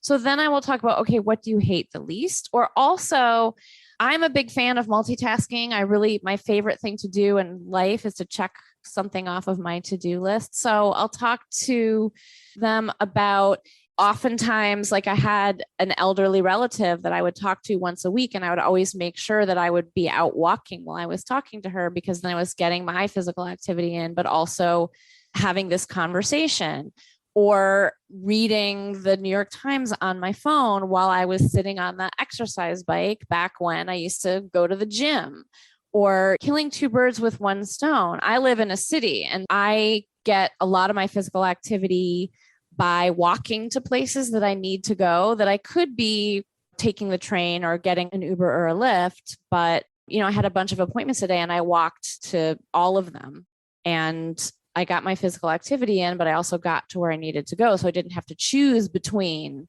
going to the doctor or the dentist and getting my physical activity in. I love it. I love it. The next question is, when is it even appropriate to bring this up with a patient? How do we even read the room and know if we should mention the possibility of weight loss? Well, that's a really good question. And I think that it probably depends on what the context is in which you are seeing the patient, and what your specialty is, and what the problem is that the patient is bringing to you. So if you're a primary care doctor, family practice doctor, your job is the whole patient. And your job is looking at all of the different factors that are important for health, and would be one of them, just as much as sleep is. I would like to see a world in which primary care doctors were haranguing patients as much about their sleep as they do about their weight. Well, I'm sure there's a trickle-down effect. The better the sleep, the better their mental health, the more likely they are to not have as much of an issue with their weight. Yeah, well, there's direct and indirect relationships between sleep and weight. And weight regulation. So you're killing two birds with one stone there, which we've already established I like to do. You had said to me in another communication, you're an ENT, correct? Yes. And so you're dealing with patients who have sleep apnea. And obviously weight is incredibly germane to sleep apnea. And if you're dealing with a problem that weight is clearly related to, it would be strange and irresponsible not to mention it at all. But it is also extremely important to avoid the other extreme, which is to say, look, you got to lose weight or this won't go away. Or if you would just lose weight, it would be fine. This is an extreme example, but burned into my memory is a colleague of mine was giving a talk. She works in Canada. And she was talking about a patient of hers who had been in terrible pain for years, and her BMI was very high. And the doctors just kept on dismissing her and saying they wouldn't do x-rays, they wouldn't do imaging. They just said, you got to lose weight. Look, it's obvious. You're too heavy. You've got to lose weight. And she finally, after several years, went to a practitioner who did an x-ray and found she'd been walking around on a broken hip for years. So with pain, especially, even if it's true that losing weight would help the pain, you don't just not treat the pain and say, well, go lose weight. You certainly wouldn't just throw a lot of opioids at the person. You would want to take a holistic approach. And you'd also want to be realistic about how much of the problem would clear up if the person lost weight, right? So high cholesterol. We know that there's a component of that. For some people, a very large component that is genetic, and no matter what they eat or no matter what their weight is, they're going to have high cholesterol. So I think if it's germane to the medical issue, it's important to bring it up. It's very important it is important to go out of your way not to convey any sense that you think it is, quote, just their weight. And if they would just lose weight, the problem would go away, because patients, as someone who works with patients with obesity all day, every day, this is one of the hardest experiences and most painful experiences that they have with their physicians, is being told this, because it feels like their problem's not being taken seriously and they are being judged. So not only, oh, just lose weight, but also there's this implied, and this is all your fault anyway. If you could just control yourself, then you wouldn't have this problem. Whether the doctor means that or not, I'm assuming that most doctors don't. That's how it feels. And that's a very good way for the patient to, A, not listen to you, and B, find a different doctor. The next question is, okay, if it's important for me to bring it up, but I have to bring it up in a careful way, how do I do that? Would you say that's the next question? That is on the list. Definitely the next question. Thank you for asking it. That's an excellent question. that leads us to, how do you bring it up in a way that's sensitive? And I think I wouldn't suggest any one specific script, because I think that it has to be consistent with your own personal patient interaction style and your vocabulary. But you might try something like, this may be a sensitive topic, but I think that there's a role for talking about your weight here. Is it all right with you if we discuss that? Okay. So start off asking permission. Right. And also, if you listen to the words that I use, saying there's a role for talking about your weight, suggests that it's related, but it's not the whole problem. It's one of the components, and we're going to talk about it within a whole holistic view of what's going on, if that makes sense. Yeah. Well, where do we go from there? So now they said, okay, listen, I've spoken to a lot of doctors. They've all told me this. It's not that I wasn't aware of this problem. I've tried. Nothing seems to work. All right, Smarty Pants, what do you recommend I do? Okay. So here, this sounds like a completely different question, which is, what do we advise patients who are open to the suggestion that they lose weight? Well, how often do we encounter patients that don't recognize? Like, this is where we're going to get a little political, but like Bill Maher, it's like, doctors never talk to patients about their weight. It's like, what are you talking about? Well, health and wellness is not a part of doctor. This is where like the preventative medicine and functional medicine. And yeah, we talk to our patients about it all the time, but we're not necessarily equipped with useful strategies. Right. And in fact, there's a whole body of research, particularly with primary care physicians as the participants, that's looked at, what do you say to patients about weight? What do you recommend? Do you feel you got any training in this? How confident do you feel that anything works? How confident do you feel in your ability to give people useful guidance? And there's a big gap there. Just do keto, bro. Oh, yeah. Don't get me started on those kinds of things, because that's especially upsetting. It's so simple. Just do it. I used to have a colleague at work who was vegan and just advised all the patients to be vegan, which, first of all, doesn't necessarily make you lose weight. And in fact, eating vegan and vegetarian can sometimes make you gain weight because of the types of foods that you're having to. Oreos are vegan. Yeah, exactly. But I think one thing that it's helpful to think about is the fact that there is no one weight loss intervention that's going to be acceptable and feasible and effective for every single person. And so I think the place to start is this something that you're interested in working on or getting help with? And what have you tried before? What worked? What didn't? And just educating people about the range of options that there are out there, of which there are many, but certainly empirically validated behavioral weight loss treatments. There are now some very effective weight loss medications, although those really should be used along with a program of healthy eating and activity. And there's metabolic and bariatric surgery as well. Is that sustainable? Are those medications, right? Because are those I'm not familiar with them, but are they used indefinitely? Because I would guess, and I might be mistaken, that once you stop the medication, you're back to where you started. An excellent point. Yes, in general, medications work as long as you are taking them. The way that they used to discuss this at our orientation gave some patients the mistaken belief that they would be forced to take them for the rest of their lives.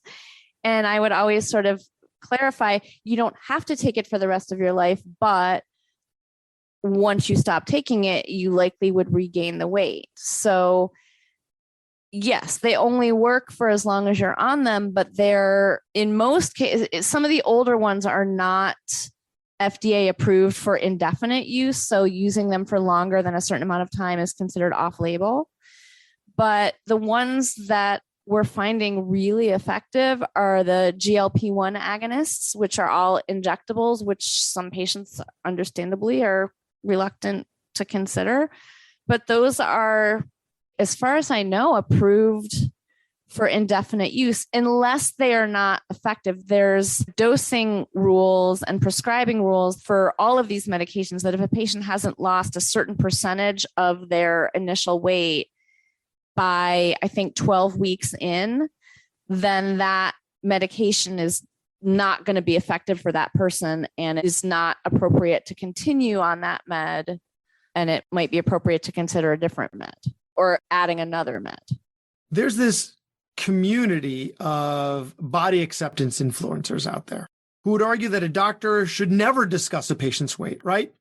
The argument is working on weight stigma and weight loss at the same time is a contradiction, right? There's this systemic oppression of overweight people, and even this conversation is perpetuating the problem. Like, variety is the spice of life. This should be celebrated. It's not a problem to be solved. How do you respond to that?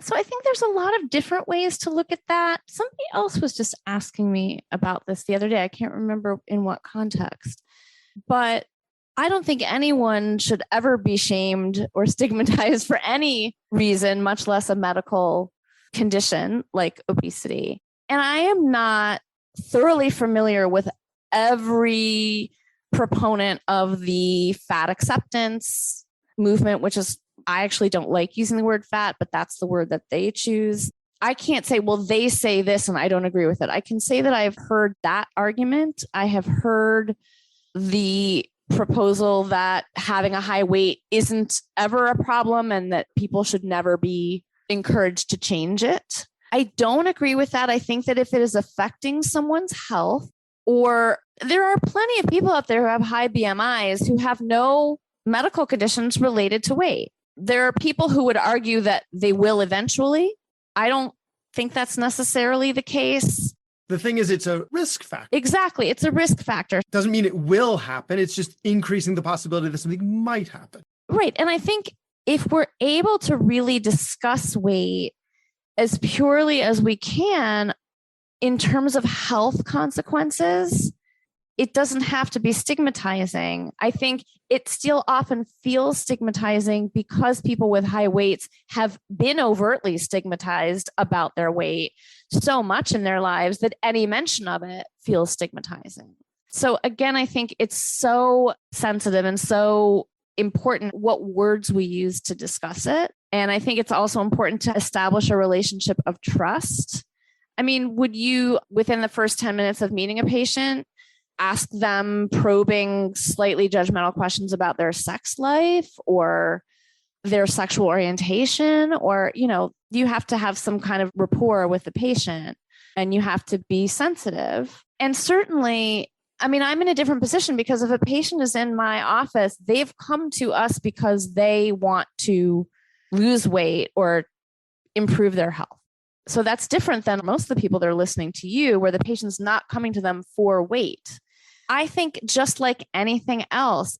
So for instance, if you have a patient who is single and sexually active, asking them in a sensitive, respectful, health-focused way about the number of partners they have and what kind of protection they use against sexually transmitted infections, that shouldn't be stigmatizing. And again, it's a health risk thing. So asking about it in terms of what's the impact on health, I think is important. I think this is the thing. People in the fat acceptance movement things that I have read and heard from that movement, as you say, oftentimes they say, don't even bring it up. Don't encourage people to lose weight. Can I give you my thoughts on it? Because I've got a few. Yes. So my thought is that I'm a fan of the fat acceptance movements, right? To use their terminology, not mine. I'm a fan of it because mental health is a huge part of all of this. And so if we can get people to be more accepting of how they are and then still try to be better versions of themselves, then we'll all be in a better place. Because like you said earlier, we're looking to help patients create better habits, not set expectations of what their weight's going to be or what they're going to look like. We want to all strive to move more and eat better. Be accepting of where you are, but always strive to do and be better.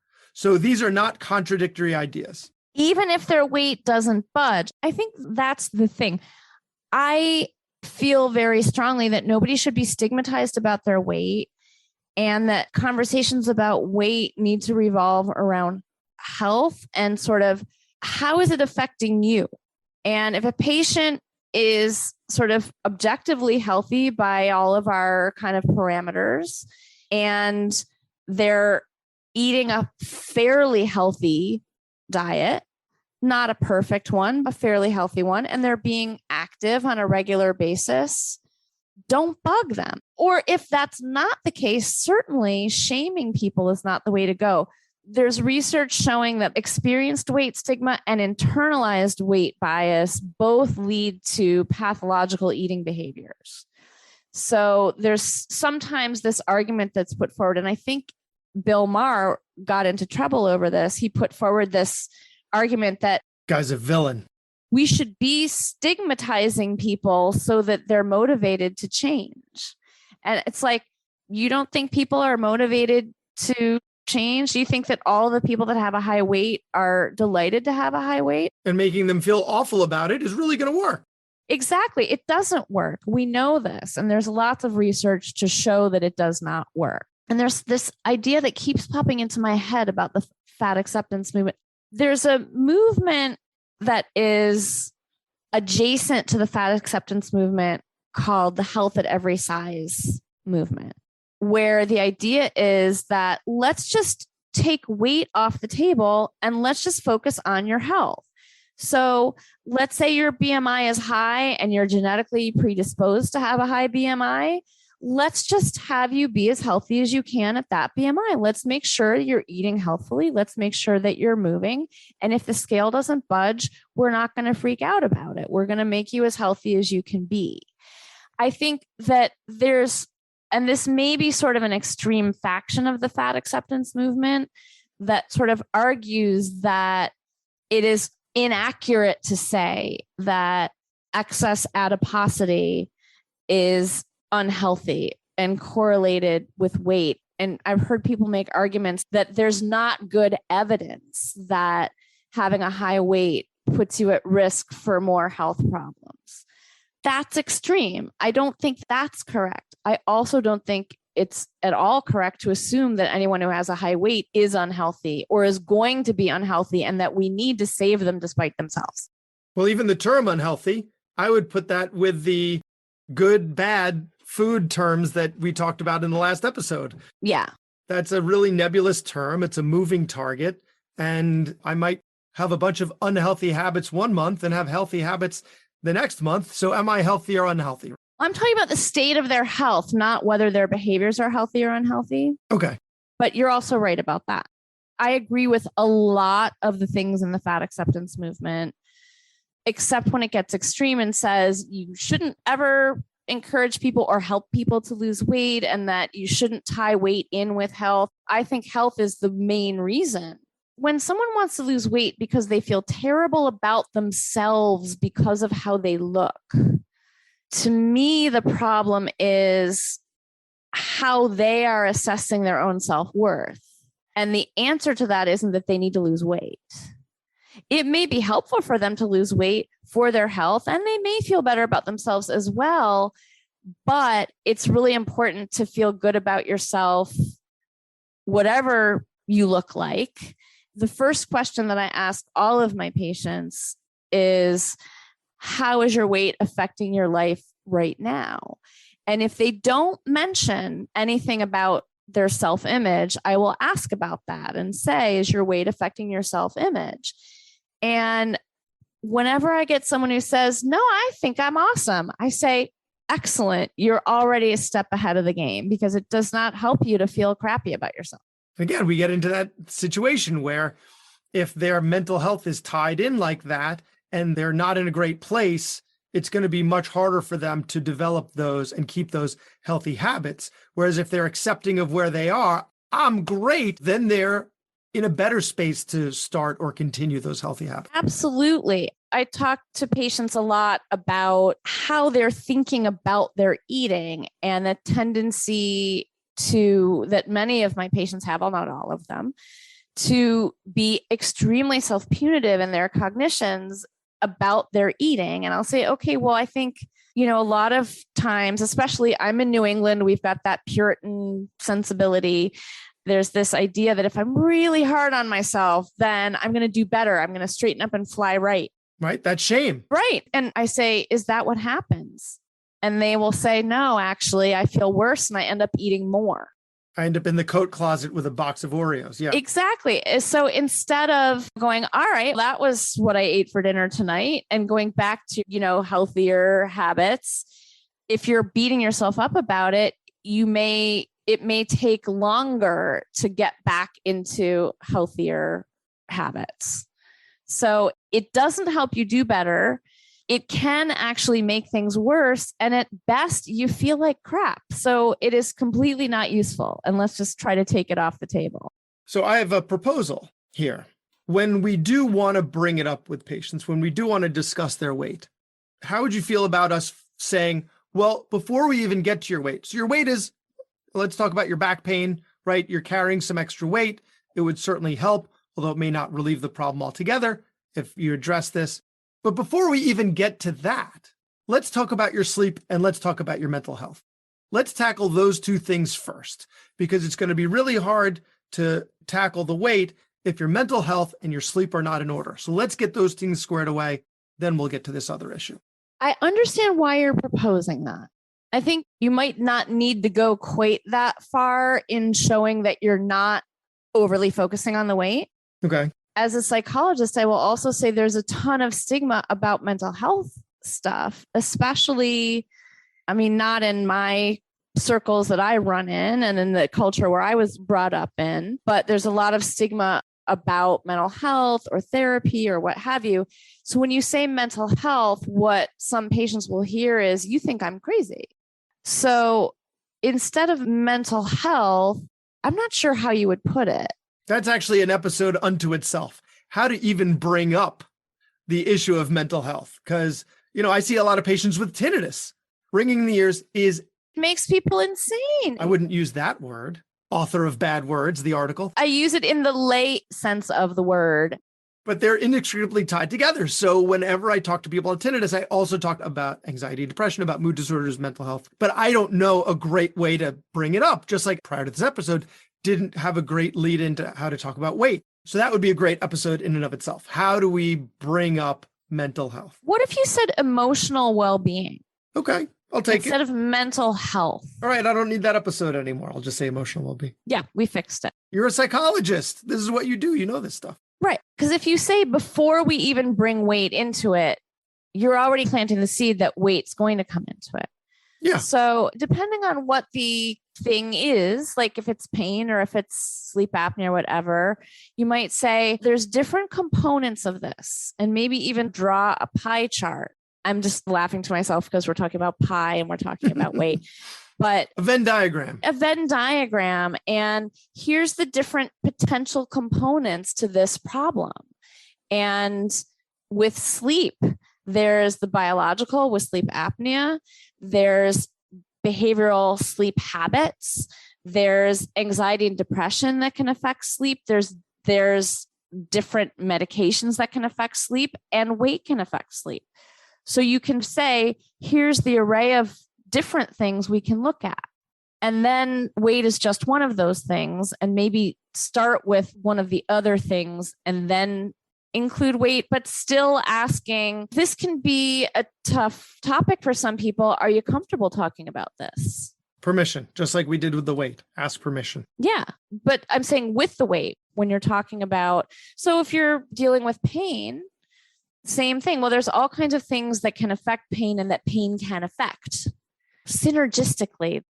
And so saying, okay, well, here's all the different components that can affect and be affected by pain. And let's take a look at each of them so that you're not singling out the weight. Part of the Venn diagram. Yes. Part of the pie. Yes. Or the Oreo. I love it. I always learn so much whenever we talk and feel like I come away being a better physician for it. Well, I'm very, very glad that you feel that way. I think the next episode is going to need to be, all right, now we've opened the door. We now had a good start to the conversation. We're not alienating the patient. We're making the relationship stronger. What works? That's going to be the next episode. What works? That'll be an episode unto itself. If I'm the guest for that, I'm going to be frustrating because, again, and I touched on this a little bit, and I feel bad because I don't really feel like I answered your question when you said, what do we tell them to do about it? And again, it has to be personalized, and certain options won't be acceptable to some patients. Certain options won't be feasible for some of them or won't work for some of them for just biological reasons. So figuring out what the right approach is really difficult. But I think you can't go wrong with paleo. You can go very wrong with paleo. You can't go wrong with saying diets are temporary. Diets don't work. We want to look at, are there aspects of your behavioral habits that could be improved in a way that doesn't feel too painful to do forever? Can you go from 4 sodas a day to 1 per day, even if it has to be gradual? Can you go from not doing any physical activity to taking a 10-minute walk every day and seeing if you can work your way up from there? But this is the other thing that's really frustrating for everyone, including professionals in the obesity medicine world, is there is no magic solution. And even our best treatment, which is metabolic and bariatric surgery, isn't a magic solution and still requires hard work, and still results may vary, as they say on TV. So trying to keep people away, like certainly not saying, well, just do keto or just do intermittent fasting, which is such a big buzzword these days. But look, unfortunately, there is no way in the world to get around the need to be maintaining a fairly healthy eating routine, both in the choices, the timing, and the amounts in which you're eating, and being active on a regular basis. You're probably too young to remember these sort of old-fashioned ads for these belts that would vibrate and people would stand in the belt. I know that from Betty Boop cartoons. It was purported to exercise, that you didn't have to exercise yourself. Yeah, there's no magic bullet. No, there's no way around maintaining fairly healthy habits. There just isn't. This will be my last question. I brought up BJ Fogg a couple of times, but is there anything in the habit development literature, any resource that you tend to turn to help them develop the habits that they want to develop? I do rely a lot on, when you say the literature, I mean, going back to the OGs of B.F. Skinner and Ivan Pavlov and just talking about. So you ringing bells? Classical conditioning, and so stimulus control, which I'm happy to explain if you want me to explain, but sort of like using learning principles, which are about habits are learned. So using behavioral principles, operant and classical conditioning. I am one of these people that thinks that planning and having a routine will solve most problems.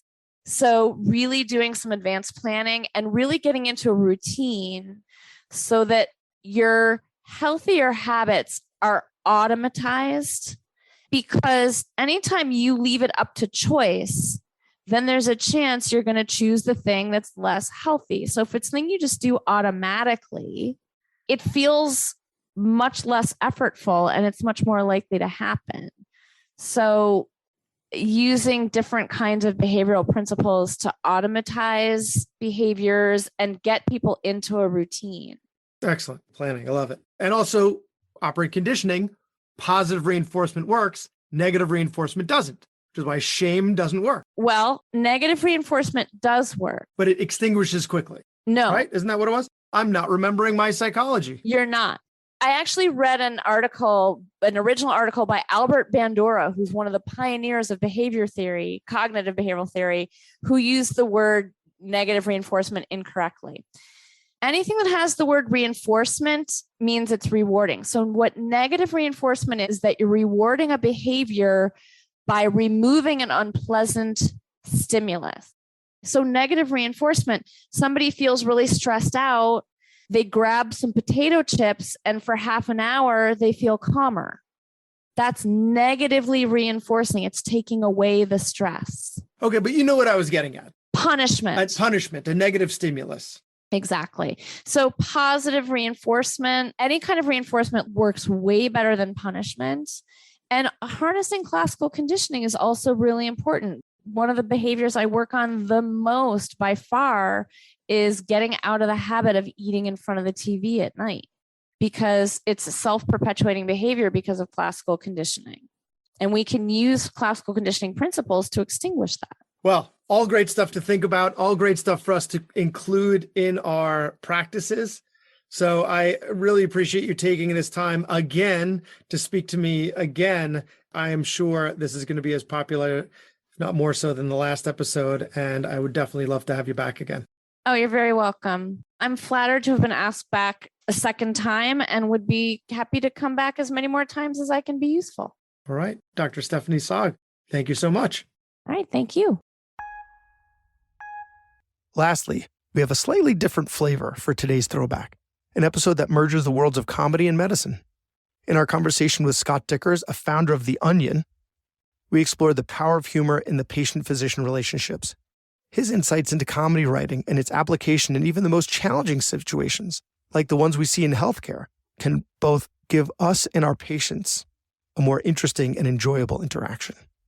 He has a method for thinking about humor and gives us some guidelines for using it in the exam room. Scott Dikkers founded the world's first humor website, theonion.com, in 1996, and a few years prior to that had helped found the original Onion newspaper. He served at as the Onion's owner and editor-in-chief on and off for much of the last quarter century. He led the Onion's rise from small, unknown college humor publication to internationally respected comedy brand. He's also a New York Times bestseller and Peabody Award winner.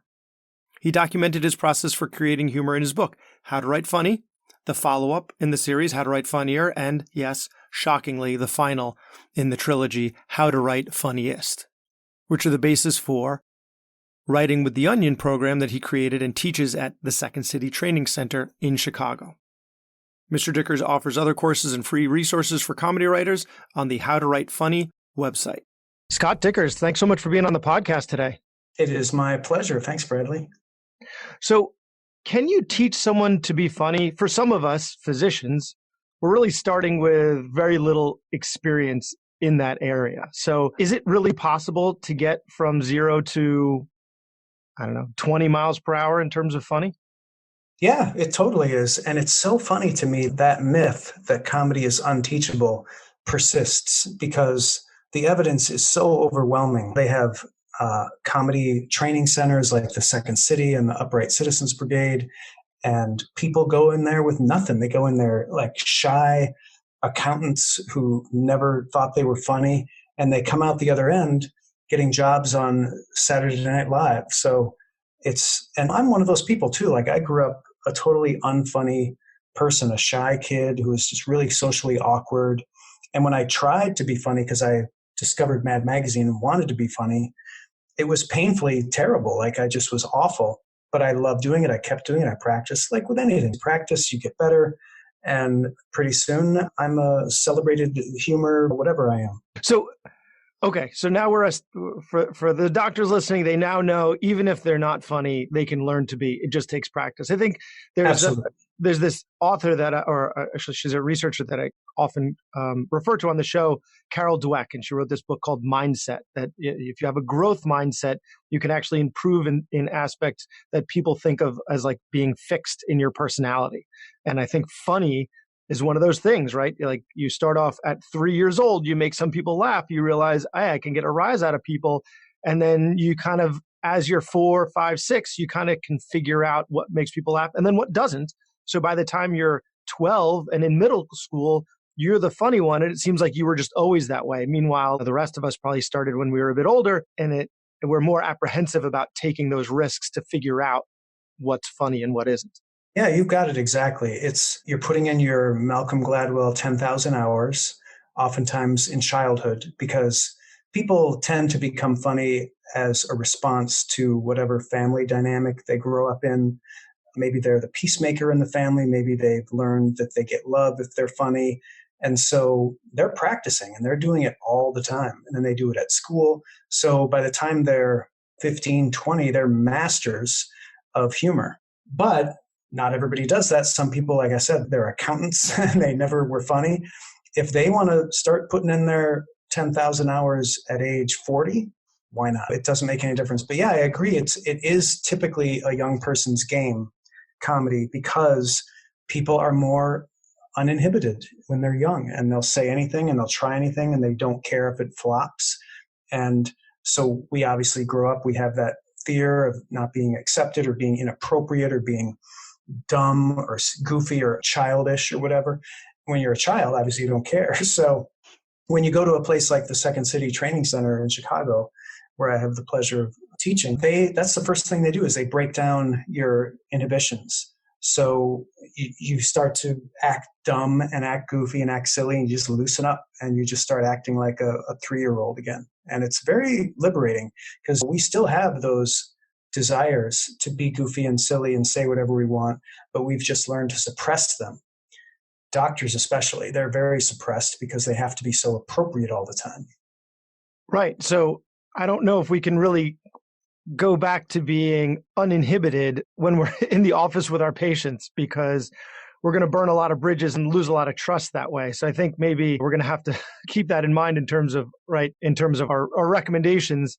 Yeah, you do that in a comedy class. You go overboard in a comedy class and you do wild gestures and you act like a goof. But what that does is it just like lets the steam out a little bit so that in your regular life, you can be like 2% more uninhibited in mixed company. Yeah. And actually on your podcast, I was listening to the episode with Chris Titus, and he mentioned that he was in, I think it was an improv class or a stand-up class with someone, or no, it was someone that was opening up for the comics, and it was a physician, and the physician was just trying to improve his chops for his profession. Absolutely. I mentor people on occasion, and right now I'm mentoring, it just so happens, a doctor who wants to learn how to write comedy. And he's learning really fast. He's going gangbusters. He came at it with really no background in comedy. Which is, I think, for the listeners out there, and from hearing my previous episodes, they know that's where most of us are starting from. So how do we even know if we're funny? Because I know plenty of us think that all of our patients love us. And then you go on Yelp and find out that's not the case. So I'm sure a lot of us think we're also funny. How do we know if we're funny? And then in the act, how do we know if we're being funny versus getting maybe some pity laps and smiles from our patients? Yeah, that's a great question. I think it's like anything. If you call yourself funny, if you're labeling and branding yourself as funny, you're going to have this expectation that everything you say and do is going to be hilarious.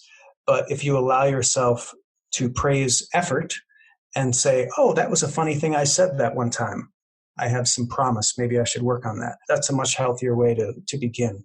If you're going to brand yourself as unfunny, that's just as harmful, because then you're not going to think anything you ever say is funny. Everybody's on the spectrum. Sometimes we're going to say stuff that's funny. Sometimes we're going to say stuff that's not funny. Being able to recognize it is pretty simple. It's just, do people laugh? Does it put people at ease? Does it make them like you? Great. If it doesn't, if it makes them feel awkward, if they squirm in their seat and get embarrassed, you're doing it wrong, you know? So that's the main thing I would say is like, I wouldn't think of it in terms of, am I funny or am I not funny? I would think of it in terms of, have I done something funny? If so, maybe look at that. What did I do? Or did I do something that really wasn't funny? And look at that too. Okay, how would I do that differently? You know? So don't pigeonhole yourself. Recognize that it's something that you need to work on. Even if you are funny, you can always get funnier. But you're saying it's not hard to tell from the audience whether those are genuine laughs or not. It's the best thing about comedy is that it's so clear when it's working because people are laughing. Yeah. So do you have any big pieces of advice? And I think we're going to focus most of this on the doctor-patient interaction, right, in the exam room. Although it would certainly be nice to get some pointers as well for if we're giving a lecture. But let's start with just the doctor-patient relationship. Any big pieces of advice, big picture, big rules? I've heard you talk on your show about not using cliches. I was thinking that actually might be a better idea for doctors to use if they're just kind of trying to dip their toes in the water of being funny and want to stay safe. Yeah, cliches are incredibly safe, and I don't like to use them in professional work, but I love to use them in interpersonal, conversations, stuff like that, because they're great. Like I still call the internet the interwebs in interpersonal conversations because I still think it's funny, even though it's a cliche that dates back almost 20 years at this point, 15, 20. And so, yeah, cliches are great. There are so many little phrases, jokes that people have already told. I actually have a list. I should plug this. If you go to howtowritefunny.com, there's what is the link? I'm going to look that up. We'll include that in the show notes. Yeah. Okay, great. I won't look it up. But if you go to howtowritefunny.com/list, I think it is, you get this list of cliches, and there's literally like 150, 200 of them, of just these little phrases, little jokes that are kind of guaranteed laugh getters. The reason I made the list was for professional comedians to not use them. Because if a professional uses them, it's kind of like cheating. But a doctor in an office, absolutely. Like go nuts with that list. Any other general rules that you think might help guide us and push us in the right direction? Yeah, so I don't want to get too far in the weeds here, but so when I break down the craft of comedy and teach it to people, I tell them the first thing you have to have is subtext, which means you have to have something to say. You have to have something you're communicating. And then to make it funny, you just have to filter it through one of 11 different funny filters. And these are the only 11 things that are funny. One of them is irony. One of them is hyperbole. One of them is analogy. One of them is misplaced focus, character, parody. So they're all like literary devices. And there are a handful, like 2 or 3 of them that are really safe and that you can use in a doctor-patient relationship where you're not going to offend anybody. One of them is shock, which I wouldn't use, like shock humor, anything having to do with sex or violence or drugs or death or whatever. That's going to be inappropriate in the wrong context. But there's another funny filter, reference, which is a really powerful form of humor where you simply find a reference that you share with the person that you're talking to. Jerry Seinfeld was a master of this. He would always point out these little things in the world that he's noticed that you never thought about, but as soon as he mentions it, you're like, oh, I've noticed that, and you laugh. It's just this moment of recognition. Like, did you ever wonder how you always lose a sock in the washing machine? Just little things like that he can spin into a bit. And if you're in a doctor-patient relationship, you have a lot of shared references, and you can just, by bringing up those little things that you share, it lightens the moment, it bonds. Humor is very bonding. So I would say use reference humor. It's like observational humor. And then another one is character. So character humor is when you typically use a comedic character or an archetype that the audience kind of immediately understands because it's like a 2-dimensional character. And characters recur constantly in comedy. There are characters like the bumbling authority, the man-child. Over and over, we see these characters. They come in slightly different shapes and sizes, so they always feel new. But usually when you say someone's funny, they're like a character. So they have character traits. And a lot of funny authority figures like doctors or school principals usually essay certain character traits, or they exaggerate certain character traits about themselves. And that can really work. And a really good trait to exaggerate in yourself is anything that's like ineffectual bumbling, like not like literally bumbling, but like, for example, being clumsy or being not knowing the right way to say something to someone, making fun of that, and being self-depreciating. Like people always appreciate that. It's very disarming. That's just a handful of like little like tips or techniques that I think you can't go wrong, at least experimenting with. I think for physicians, it would probably be a better idea if you're like fumbling with the computer. You don't want to. So I'm going to be operating on you in a half an hour. And if you try to be self-deprecating about your inability to have hand-eye coordination or something like that, probably not a good idea. But, poking fun at the fact that we spend so much time behind a screen instead of making eye contact with the patient, which is something we all complain about, and things like that, rather than something specific to the practice of medicine. Absolutely. It has to be about something ineffectual so that there's no real danger that you're going to be incompetent. But if you can show incompetence in some inoffensive or ineffectual way, that's really funny. Poking fun at your inability to run on time, or doctor. Your inability to take your own advice and lose weight, your inability to keep your hair, just anything. I use that one already. All right, good. Unfortunately. So are there any other, so you said shock was one to stay away from. Any other of the 11 funny filters that you think it wouldn't be a great idea for doctors to use? Anti-humor is not one I would use. That's under the category of meta-humor. Meta-humor is wonderful. Like that's if you like tell a bad joke and then or you're able to laugh at the fact that you told a bad joke, that's really good. That's a great self-depreciating thing to do. But it's getting close to anti-humor, which can be a little esoteric, and I wouldn't necessarily go there. And I think irony is wonderful as long as your subtext is harmless. Like I wouldn't use irony if your subtext is something serious. And with a doctor, I think you obviously intuited this, like anytime you're making jokes, you want to do it in the small talk portion of the meeting and for any harmless or ineffectual part of the meeting. But then once you're talking medical stuff, it's like you're down to business. And the humor is just like the parsley on the dish that kind of makes it pretty and makes everybody a little more comfortable, So it's a way to help build rapport at the beginning of the visit, not at the end of the visit when you're, or I guess you could also splash it in a little bit at the end of the visit. Bookend it. And, time for reference. Remember the time when you had to wait a long time for me? That was great.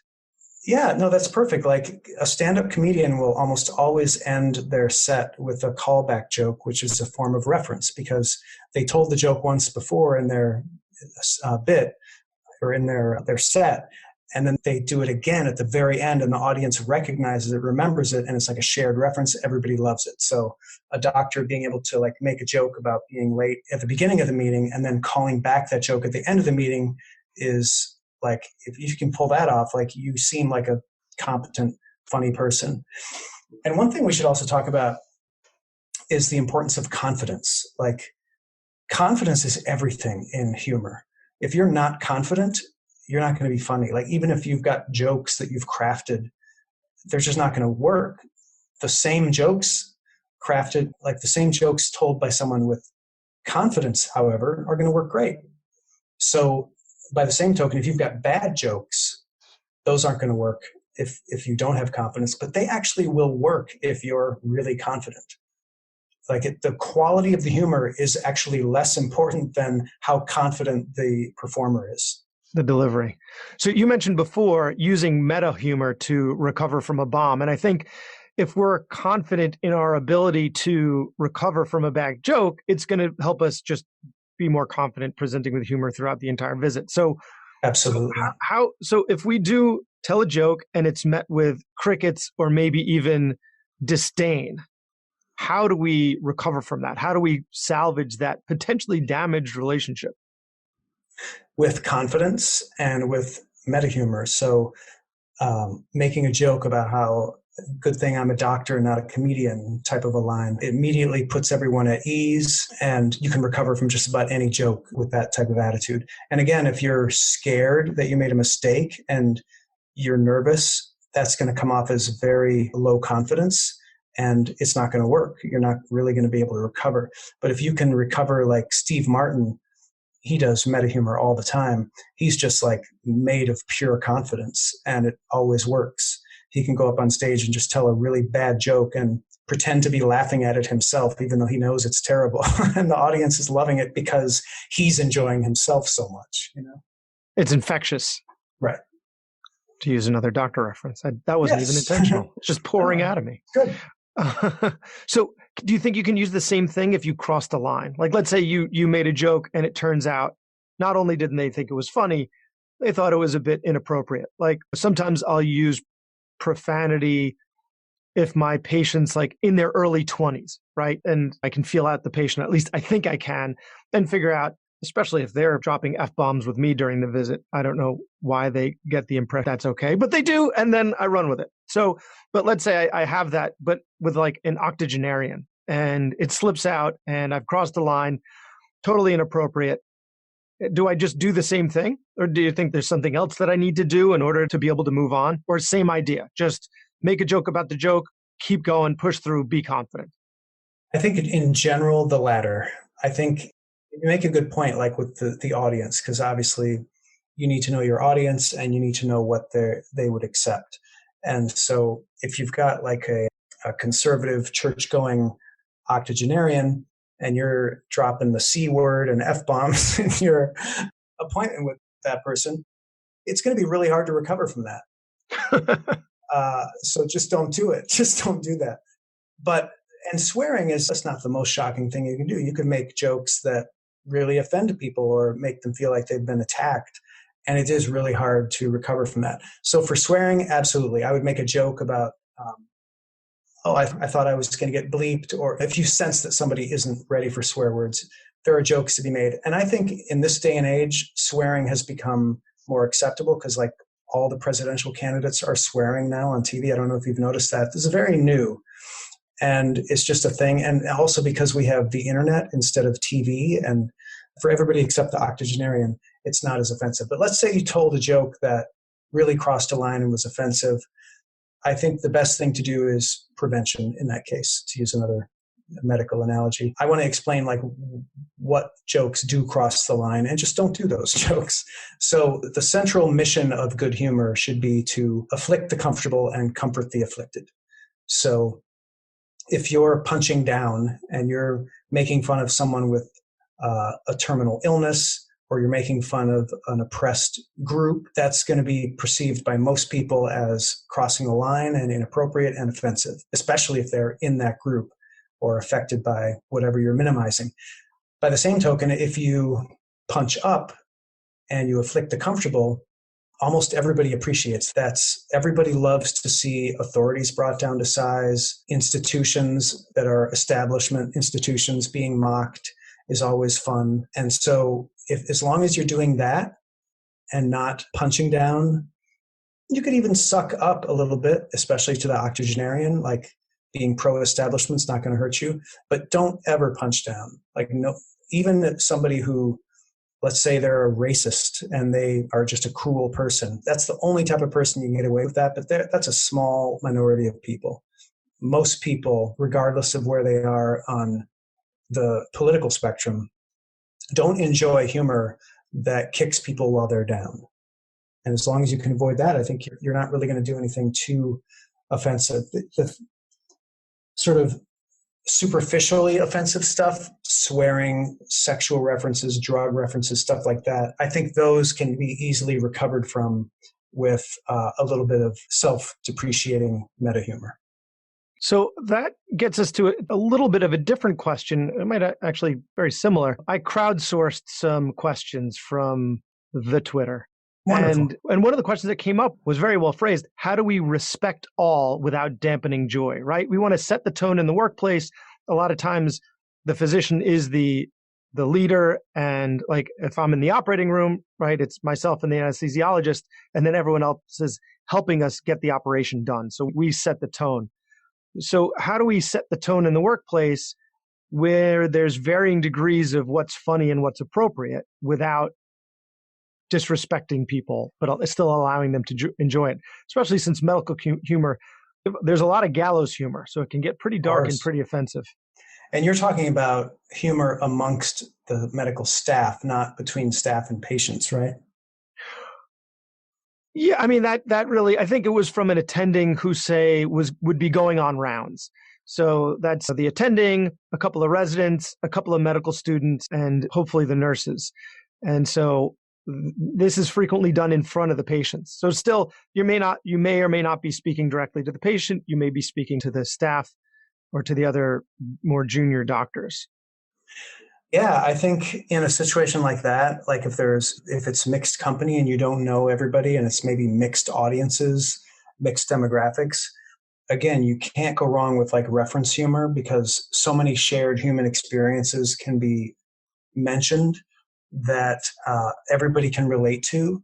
And if you say them confidently and with a smile, like if somebody's hurting and you can relate to that pain, or you can associate it with another pain that we've all experienced, like that can be a light moment. If it's like gallows humor, I think everybody appreciates a little gallows humor as long as it's harmless, as long as it's sort of Addams Family caliber and not like Alfred Hitchcock caliber, you know what I mean?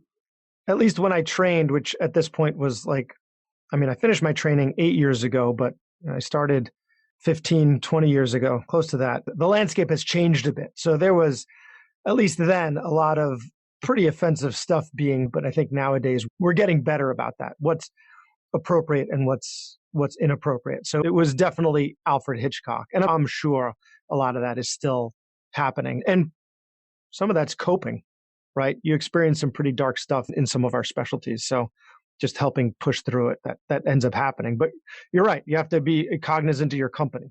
Yeah, and there's obviously varying degrees. Like one of the funny filters is hyperbole. And so a good doctor joke, just kind of a really generic joke, if a kid comes in and they hurt themselves, pretending that they're going to die because of like a stubbed toe or whatever, like that's a little hyperbole. Everybody's going to laugh at that because we all know that they're not going to die. They're just hurting, but it lightens the mood a little bit. Maybe can get them laughing through the pain a little bit. And again, if it has to be told with confidence or it's not going to work. But yeah, I think the gallows humor is something you have to assess your audience with. I'm an ear, nose, and throat doctor, and I do a lot of outpatient visits most of my time. I spend some time in the operating room, but I spend a lot of time in the office. And we tend to see the same things over and over. And so I try to kind of have a shtick, right? Oh, sure. Because I think that's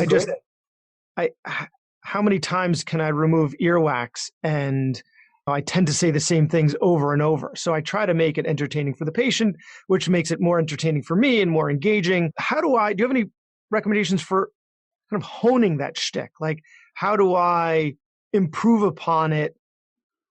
I don't even know where to begin. The things just kind of, some things end up being said organically. I find sometimes that works, sometimes it doesn't. Do you have any recommendations for that? Yeah, it's a great question. So you're basically a stand-up comic and you're testing material at open mic nights. But instead of having an audience in a comedy club, you have a patient that you're taking earwax out of. And yes, that's exactly it. you're trying material. You have what's called your type 5, like your routine that you know works, but you want to experiment, you want to expand it, you want to improve it. So what you do is you drop in something new, like in the middle, like use your safe material that works, but drop something new in the middle and just make a mental note. Did it work? Was it funny?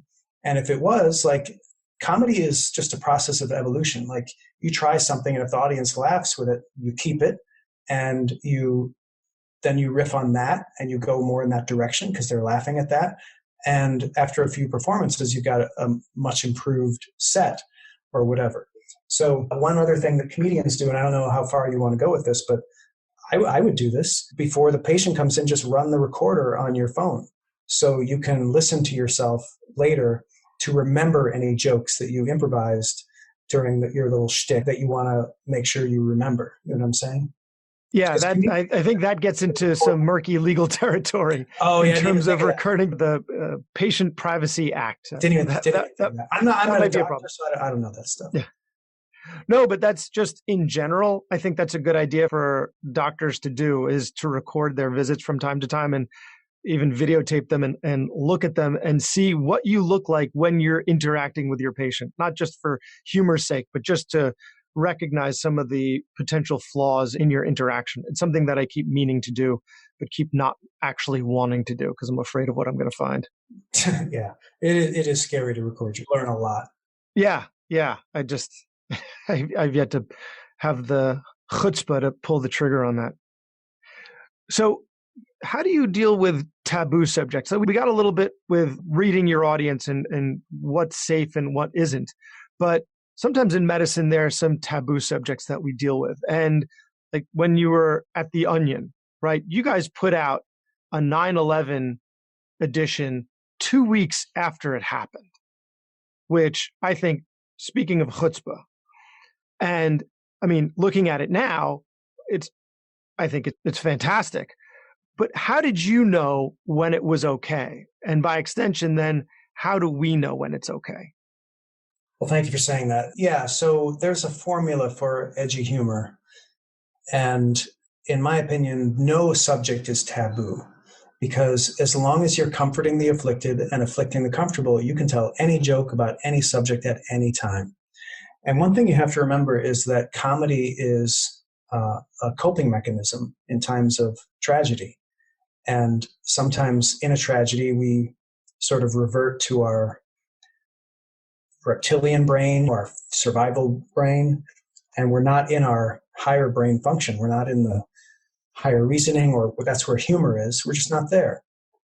And so once we can laugh again, like it returns our humanity in a way. So it's a very cathartic and powerful sort of healing mechanism, humor. And it's really important to remember that when dealing with taboo subjects. So yeah, my first response there is I don't believe there are any taboo subjects as long as you're using the formula. So here's the formula for doing edgy humor. So if you can get perilously close to the wrong target, meaning perilously close to afflicting the afflicted or comforting the comfortable, but not actually doing it, just like getting perilously close. And there's a fine art to that. But if you can do that a little bit, your humor is going to be perceived as edgy. Number two, there's a formula that all comedians know: comedy equals tragedy plus time. And one way to make your humor a little edgier is to reduce or eliminate entirely the time part of that equation. So experiment with how soon you can do something. And there's a great cliche that you can always use, the whole too soon. People are going to laugh at that. It's a cliche that a professional wouldn't use at this point, but a layperson could totally use that to do some self-depreciating meta-humor after a joke bombs. And then the third way to make something edgy is to just insert a little bit of shock, throw in a little swear, or make a reference to something shocking like sex or drugs or violence or something like that. Do any combination of those three things and your humor is going to be edgy. So you don't have to use a taboo subject to do edgy humor. You can do that humor about the most mundane thing in the world. You may come up with a joke about tacos and just run it through those three things, and you might have yourself a really edgy joke. A taboo subject, as long as your heart is in the right place with your subtext, as long as you're saying the right thing, nobody's going to find that offensive. Well, somebody might, but they'd be in the wrong, and I wouldn't worry about them. Because here's the other thing about humor is if someone somewhere is not offended, you're probably not doing it right. Because somewhere there's always somebody who has no sense of humor. And at some point, them being offended becomes more their fault than yours. A couple of years ago, I had a string of Yelp reviews that were 5-star Yelp reviews where they mentioned my humor, followed by a 1-star Yelp review where they mentioned my humor. So, of course. Yeah. That's perfect. So you're saying that meant I was doing it right, not that I messed up with that one person. That person was wrong. Wonderful. But I think that's an incredible rule. Afflict the comfortable and comfort the afflicted. That's that rule whenever you're joking around with your patients, as long as you're following that, it's really hard to go wrong. It really is. Yeah. You can say just about anything. So I'm giving a talk in a month and a half on surgical options for sleep apnea. It's hilarious. A barn burner. Right. So what happens when we've got a really bland topic and we want to inject some humor, right? Like we just foresee everyone nodding off as we're droning on and on about a pretty mundane topic. How do we inject humor into there? But it doesn't necessarily need to be edgy, just something. Something to lighten it up. I totally understand. I'm on the lecture circuit as well. I give talks. My whole talk is funny, so I don't have to worry about injecting humor in my talks. But I can imagine a talk on that subject. You could really use a little humor injection. So there's a few things that I would do. First of all, count your blessings, because when your subject is really dry, the hard work is already done for you, because all comedy needs a straight man, and you've got the straight man. All comedy comes from contrast between the straight, the serious, and the boring, contrasted with the wacky, the silly, and the inappropriate. If you just have the wacky, silly, and inappropriate, that comes off as really kind of clownish and childish. And if you just have the boring and the straight, like obviously that just comes off as boring. So being able to play off of the two a little bit is really delightful to an audience.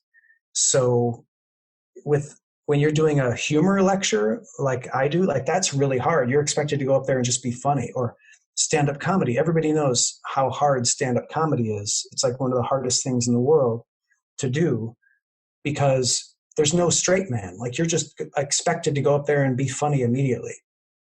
So count your blessings.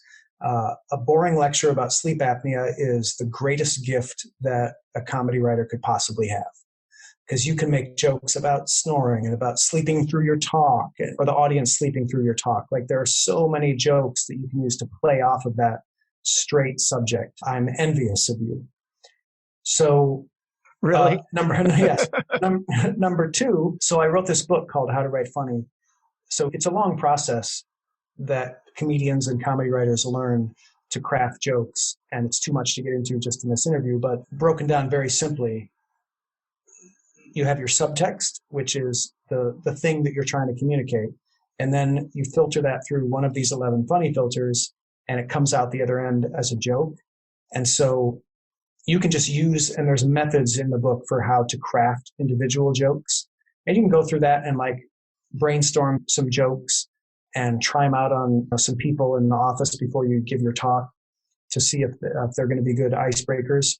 And that would be a really good, fun experience, I would think, for somebody who's trying to get better at writing humor or get better at failing that. So that's the do-it-yourself method.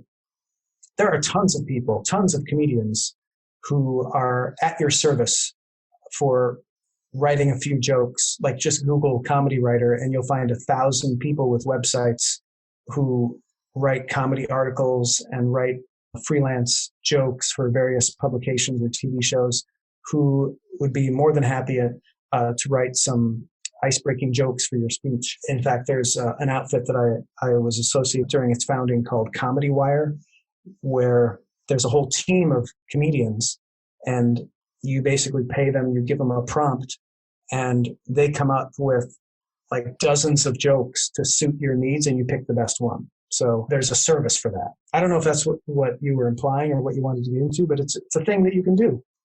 That is, I didn't realize that there was TaskRabbit for jokes. That would have been useful for like a best man speech. I'm sure there are a lot of people out there that would reach out to something like that. Mm-hmm. That's a great service. So is there any message that you'd want to give to your doctor about maybe how he or she, let's say that individual happens to be listening, and you wanted to give that person a pointer about how they could lighten up the visit a little bit and maybe joke around with you a little more, maybe before or after the prostate exam? That's always an easy one for humor. What message would you have? That's a good question. I want my doctor to laugh at my jokes. That's what I don't want my doctor to be funny. I didn't go there for entertainment. I went there for medicine. So if I'm like trying to make light of something or getting embarrassed talking about like bodily functions or whatever, I want them to laugh along with me because that puts me at ease. If they're all totally serious and like giving me this stern look and nod while I'm trying to explain something in a humorous way, that makes me a little nervous, you know? It also tells you that they're listening, right? If they're laughing at your jokes, then clearly they're listening. Yeah. And they might not be listening. They might not be attentive to what you're saying if they're not actually laughing at your jokes. Yeah, because if you feel like you're a doctor who's not funny or who doesn't have a good sense of humor, and you feel like you're a lost cause and there's no way you're ever going to be perceived as funny, just laugh a lot at other people's humor. Like, that's delightful. Everybody likes being around people who laugh. Oh, yeah. One of my friends is like everybody's favorite person because he just laughs at everybody. He makes you feel like you're the funniest person alive. Exactly. Jimmy Fallon is a laugher. Yes. He does that. It's a great quality.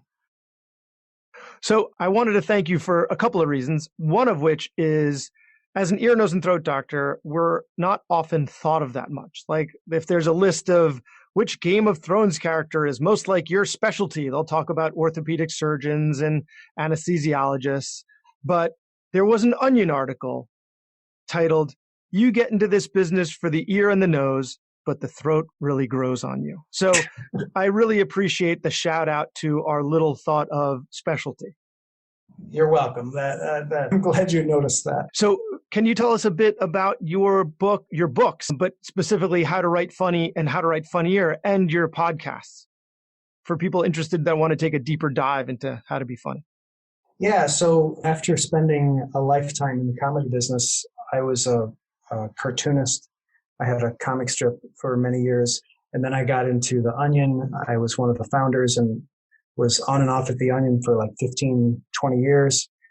And when I got out, I felt like I was really good at crafting jokes because I had done it so much that I decided I needed to put it down in a book. That's a very simple how-to book called How to Write Funny that spells out the formula that professionals use to write comedy. And it's done pretty well. And that book focuses on jokes because I believe the first step to learning how to write comedy is you have to be able to craft a one-line joke. And the sequel, How to Write Funnier, is more about how do you expand that into a longer bit or a set or like a short comedy article or maybe a sketch, a comedy sketch. And there's a third book coming called How to Write Funniest, which is about how to use the power of a writing team to really elevate the quality of the humor by putting brains together. And then I recently wrote another book called Outrageous Marketing, the story of The Onion and how to build a popular brand with no marketing budget, which was just kind of, there are so many wacky antics in the early days of The Onion, all the times we almost got sued and all the times we got in trouble. And it was really just a fun and crazy time. But there's also a lot of lessons to be learned about building a business because The Onion started with nothing and no investor, and now it's like a multi-million-dollar worldwide brand. So I kind of mix those two, personal remembrance and like business book. I'm pretty happy with that book. And yeah, the podcast is called How to Write Funny. And I interview professional comedians, comedy writers, people in the comedy business about how they do what they do. And my website is howtowritefunny.com, where I give people advice on how to write comedy professionally. Well, clearly the prolific writing career, the podcasts, the speaking, Second City, you're extremely busy. So I really appreciate all the time you've taken out to teach us how to connect a little better, how to use humor to connect a little better with our patients, because with that, we can have more impact. So I think you've helped a lot of patients get better through this podcast. So I appreciate that. Plus all the laughter that you've created. I hope so. The best medicine. It was my pleasure, Bradley. Thanks for having me. And that brings us to the end of this week's Remember This series, which closes out the year. I'm Dr. Bradley Block, and it's been a pleasure to revisit these incredible conversations with you. Each of these episodes has offered us valuable lessons, not just for our professional lives, but for personal growth as well. As we step into the new year, I'm thrilled to bring you engaging and informative content with a new episode each week featuring our amazing contributors. Our release schedule changes from Tuesday and Thursday to just Thursday. We'll dive into topics with our guest hosts like physician nomad, Dr. Christine Goins, positive psychologist, Dr. Jordan Feingold, and of course, we'll continue to enhance our patient communication skills with insights from Dr. Scott Abramson. Thank you for joining me on this journey, and here's to a year of growth, learning, and meaningful connections. Remember to check out our website for more information and resources and my growing blog. Take care, Stay curious, and I'll see you next Thursday with another enriching episode of The Physician's Guide to Doctoring. And now a final word from our sponsor. At Pearson Ravitz, they understand that life can change in an instant. It's hard to imagine that a sudden illness, injury, or catastrophic event could put you and your family in a devastating financial situation. Physician-founded and physician-focused, Pearson Ravitz builds human connections before they create quotes. Visit pearsonravitz.com today and embark on a journey of safeguarding your future. Thanks for listening. I have a favor to ask. You listened to the episode until the end, which means you either fell asleep or you really liked the episode. So please share it, or like it, or comment on a social media post, or write us a 5-star review. Something. It would really help me out. And maybe what you learned from this episode can help someone else too. The views expressed in this episode are those of the interviewer and interviewee and don't represent the views of their employer or even their significant other. Even though the magic of podcasting make it sound like I'm talking directly to you. This is not a doctor-patient relationship, and this is not medical advice, or financial advice, or really any advice. Thank us again for listening to The Physician's Guide to Doctoring.